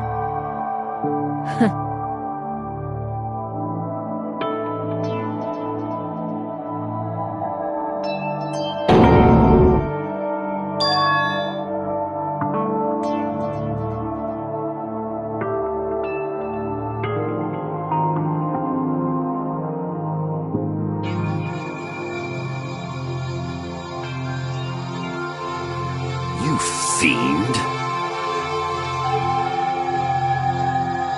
No.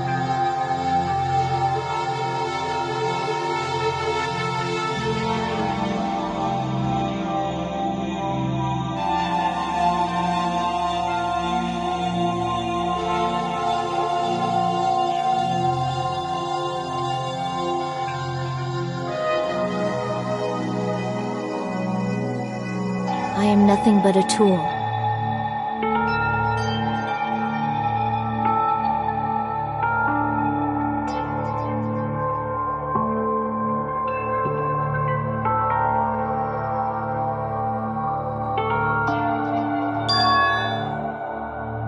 Damn it!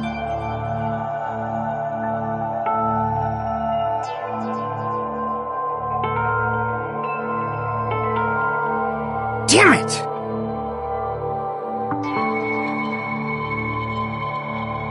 Don't fuck with me!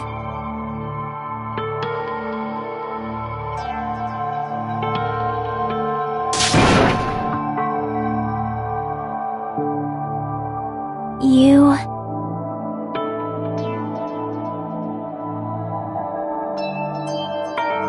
So...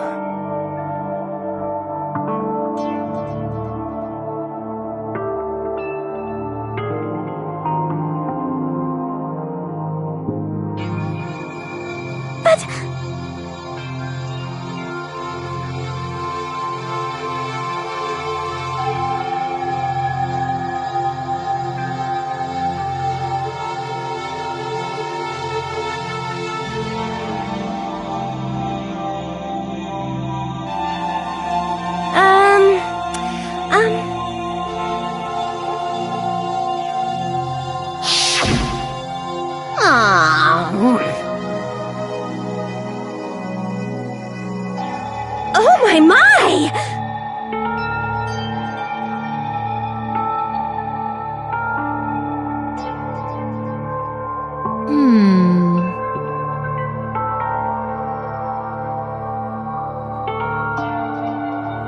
Huh?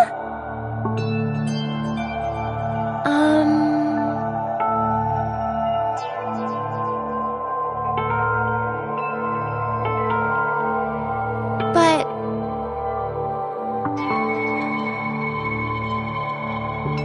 Are you serious?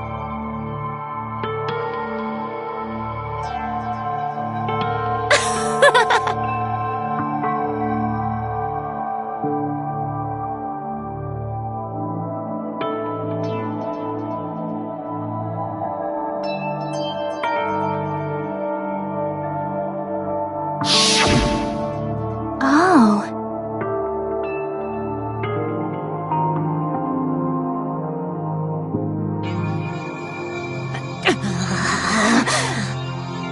But...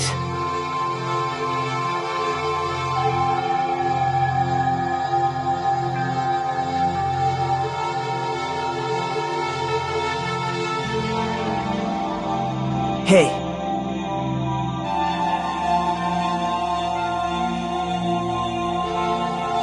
What the?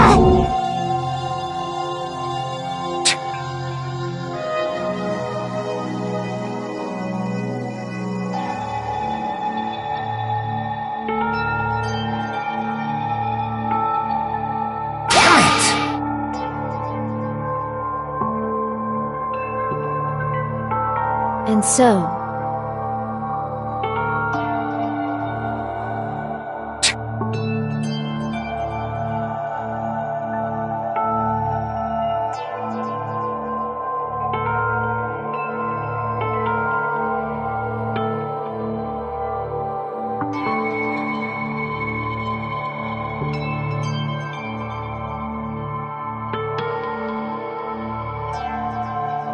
That is...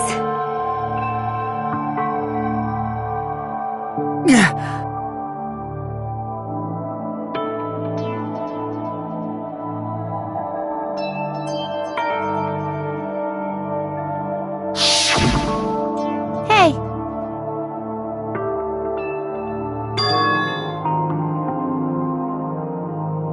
Why, you... But...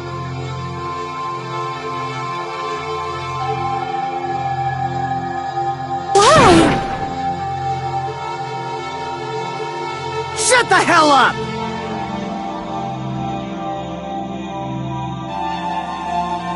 What are you saying?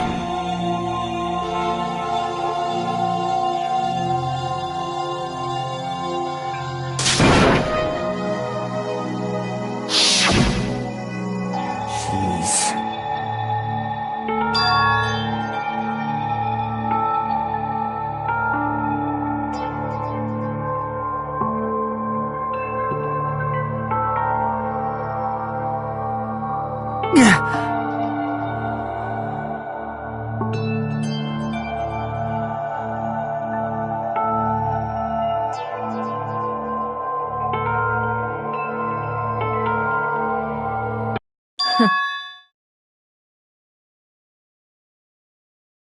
Huh? Young master, I am finished. What?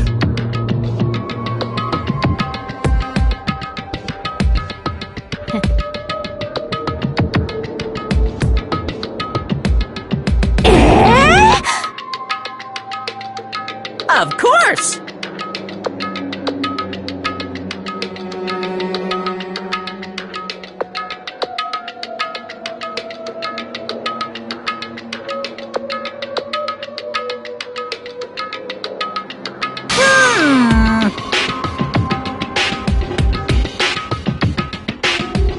Be quiet. Yes, indeed!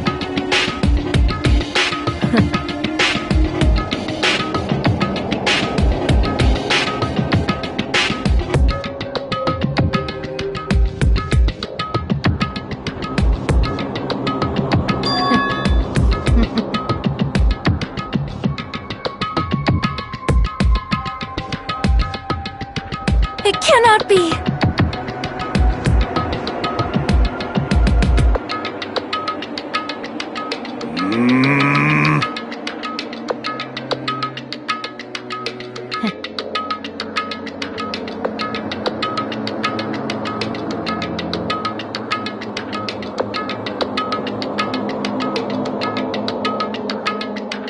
That's obviously wrong!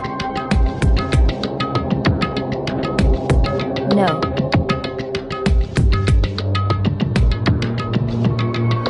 This is troubling!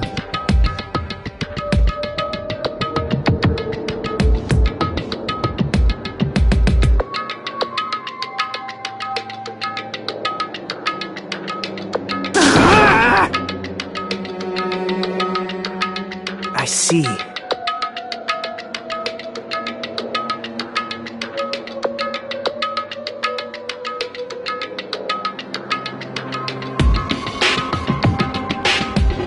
Great!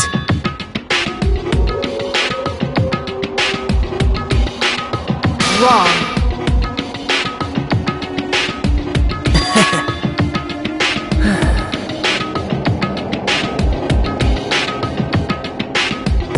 Now then.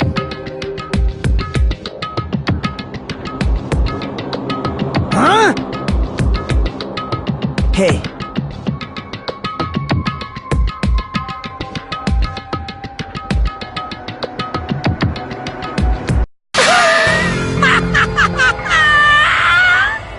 What? Hold on. What?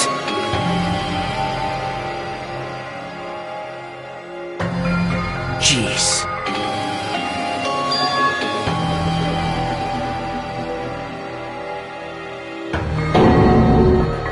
Hey.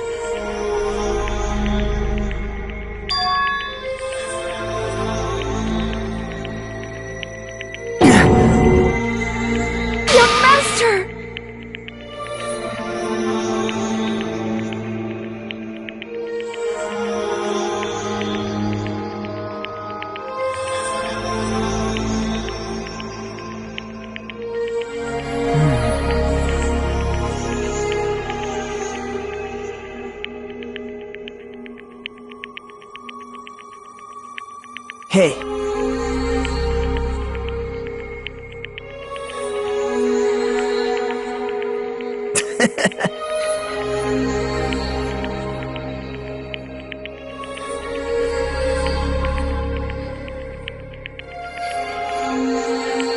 Damn it! Young master, I am finished. You? What the hell did you do? You already know, right? What's going to happen after you kill someone? I did it because I know. There is no way I can let that happen to you. Hey, Pekka. Do you remember what I told you when we first arrived on this island? Our professional relationship doesn't exist on this island. We're just fellow high school students now. You need to run. Got it? Just let me take the fall so you can get away. Young master, that is impossible. Shut up! I'm ordering you not to worry about me! There is no way I cannot worry about you. I am my young master's tool. A tool to protect my young master. Without an owner, the tool serves no purpose. God damn it, we are done with that crap! Why won't you listen to what I'm saying? Regardless, I will not flee. Besides, I'm fairly certain they'll discover the truth soon enough. Then why did you... I have a plan. A plan? Please do not worry. I promise I will keep my young master alive and return him safely home. You idiot.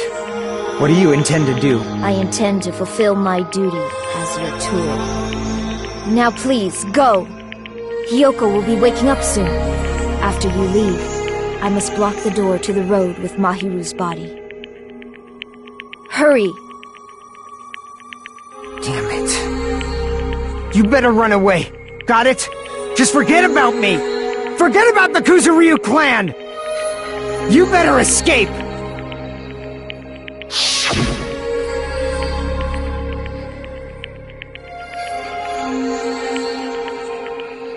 Sorry.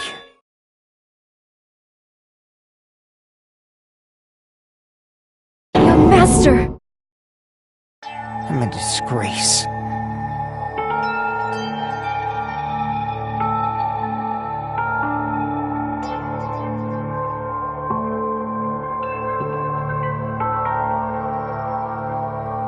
Pekka.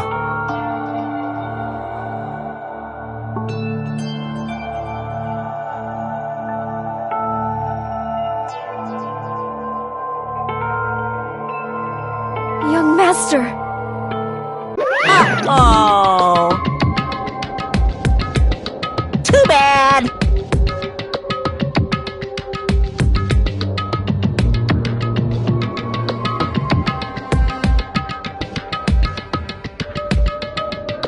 Why you?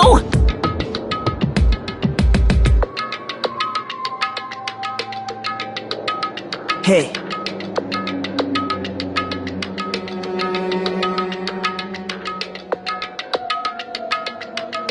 Jeez.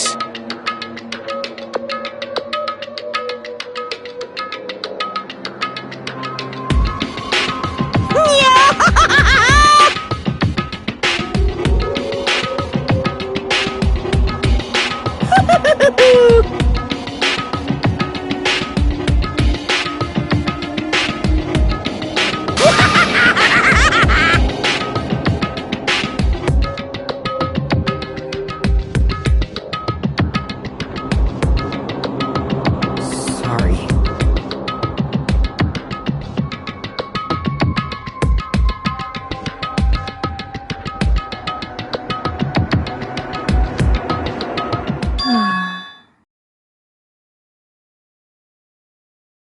Huh? Young master!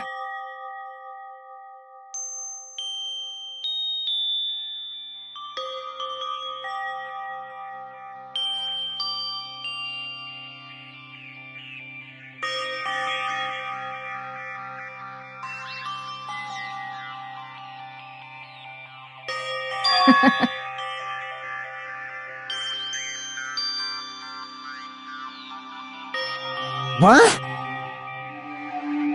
Even so, I wanted you to escape. Peko. I am terribly sorry.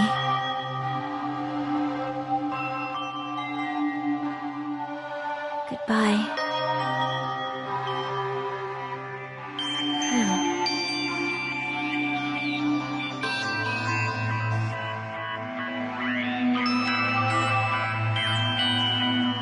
And please do not cause a senseless killing such as this ever again.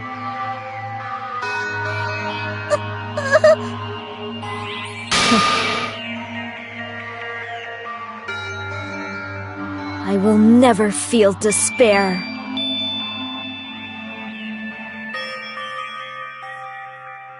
So cool!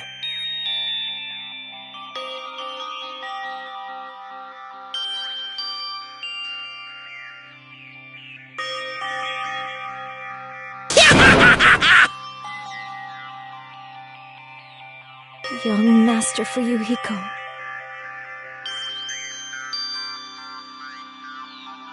So,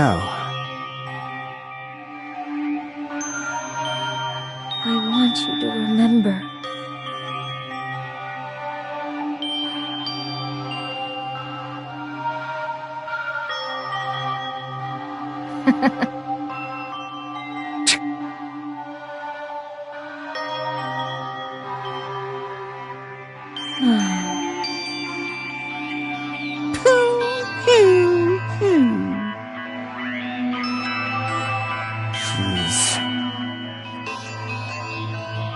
Thrills, chills, kills!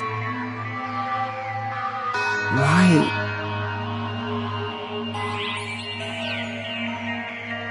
Now then, I've prepared a very special punishment!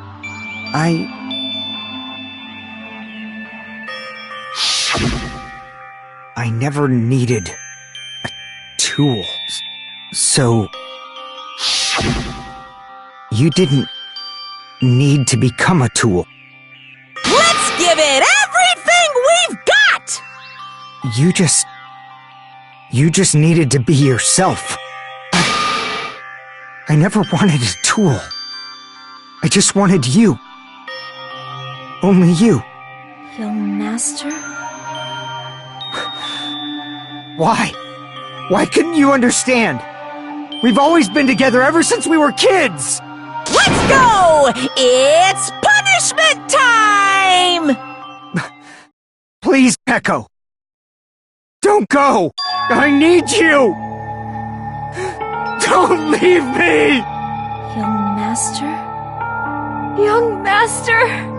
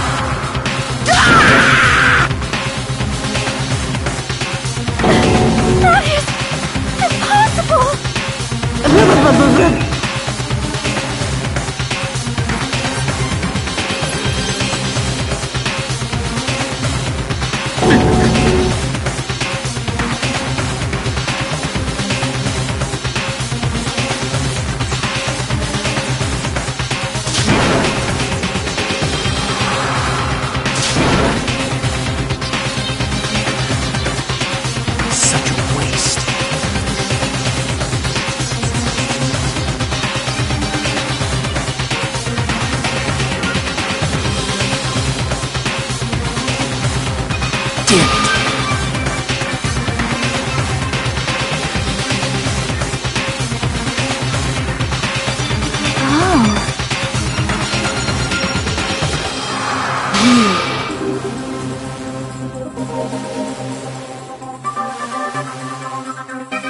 Such despair.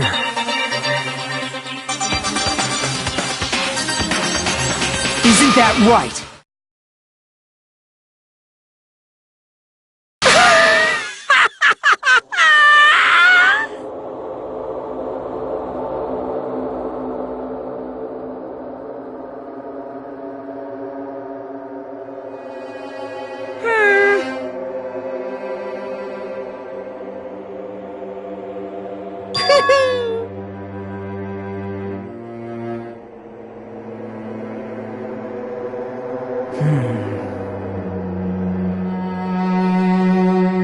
Listen carefully.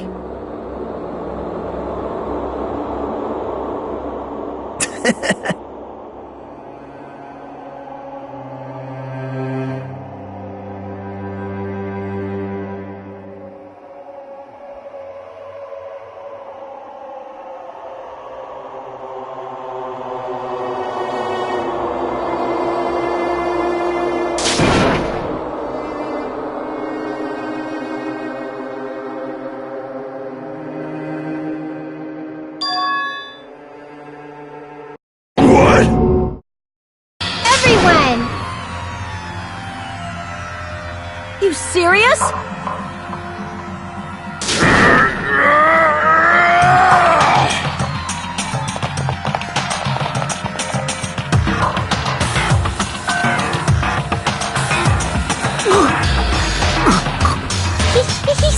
He's still breathing! Is he gonna be okay? Do something! Hey! You need to save him! Hey! I'm trying! But his blood, he won't stop bleeding out! His pulse is getting weaker!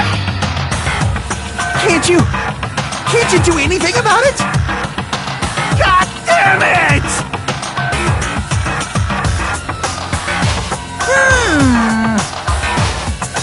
You're so stupid!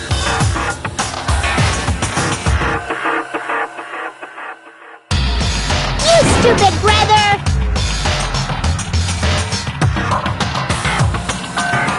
I don't believe it!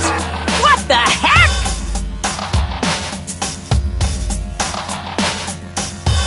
That's wrong! Huh? Hey!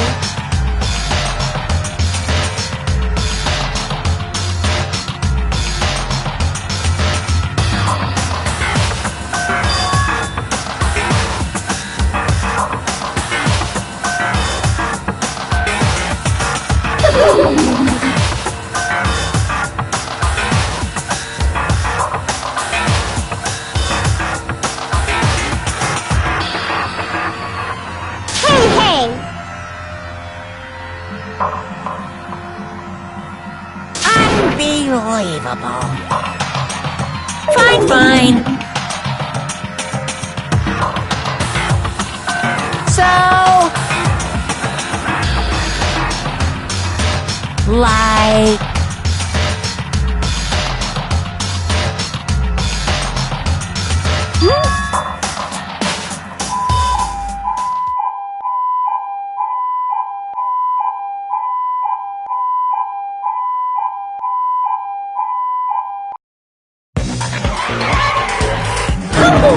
An ambulance? just leave the rest to me, Dr. Killgood. Dr. Killgood, you've already killed your patient. We gotta get this patient to the Monokuma Hospital ER and get him under 24-hour observation stat! So, I'll see you later!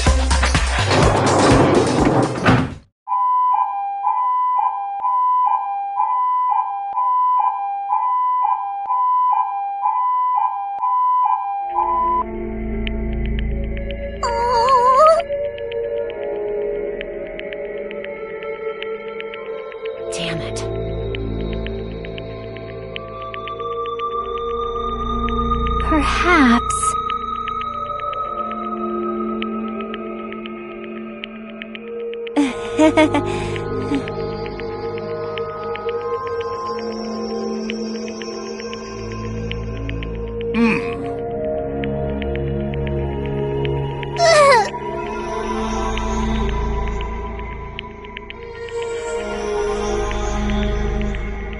However,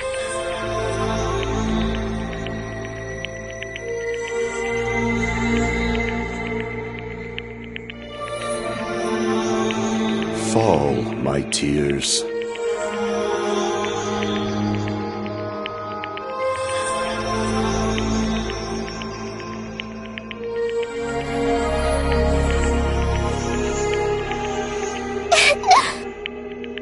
Damn it!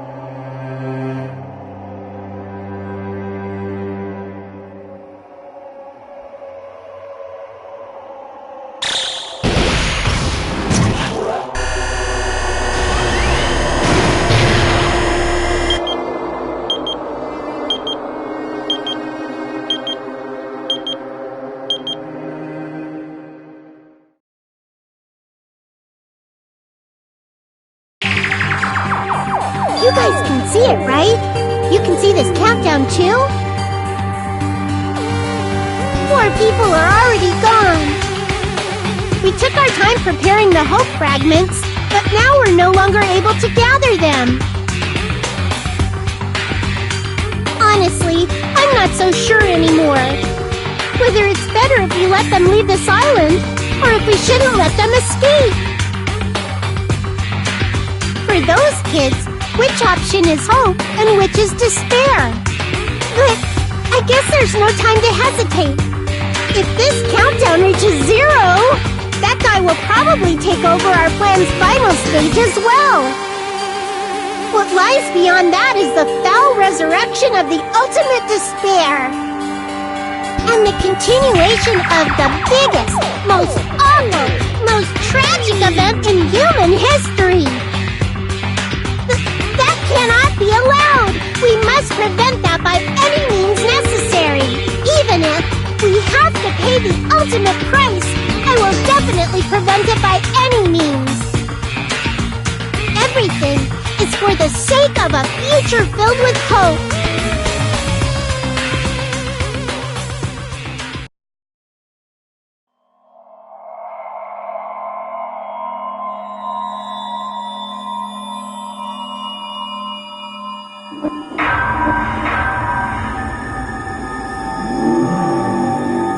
DanganRonpa.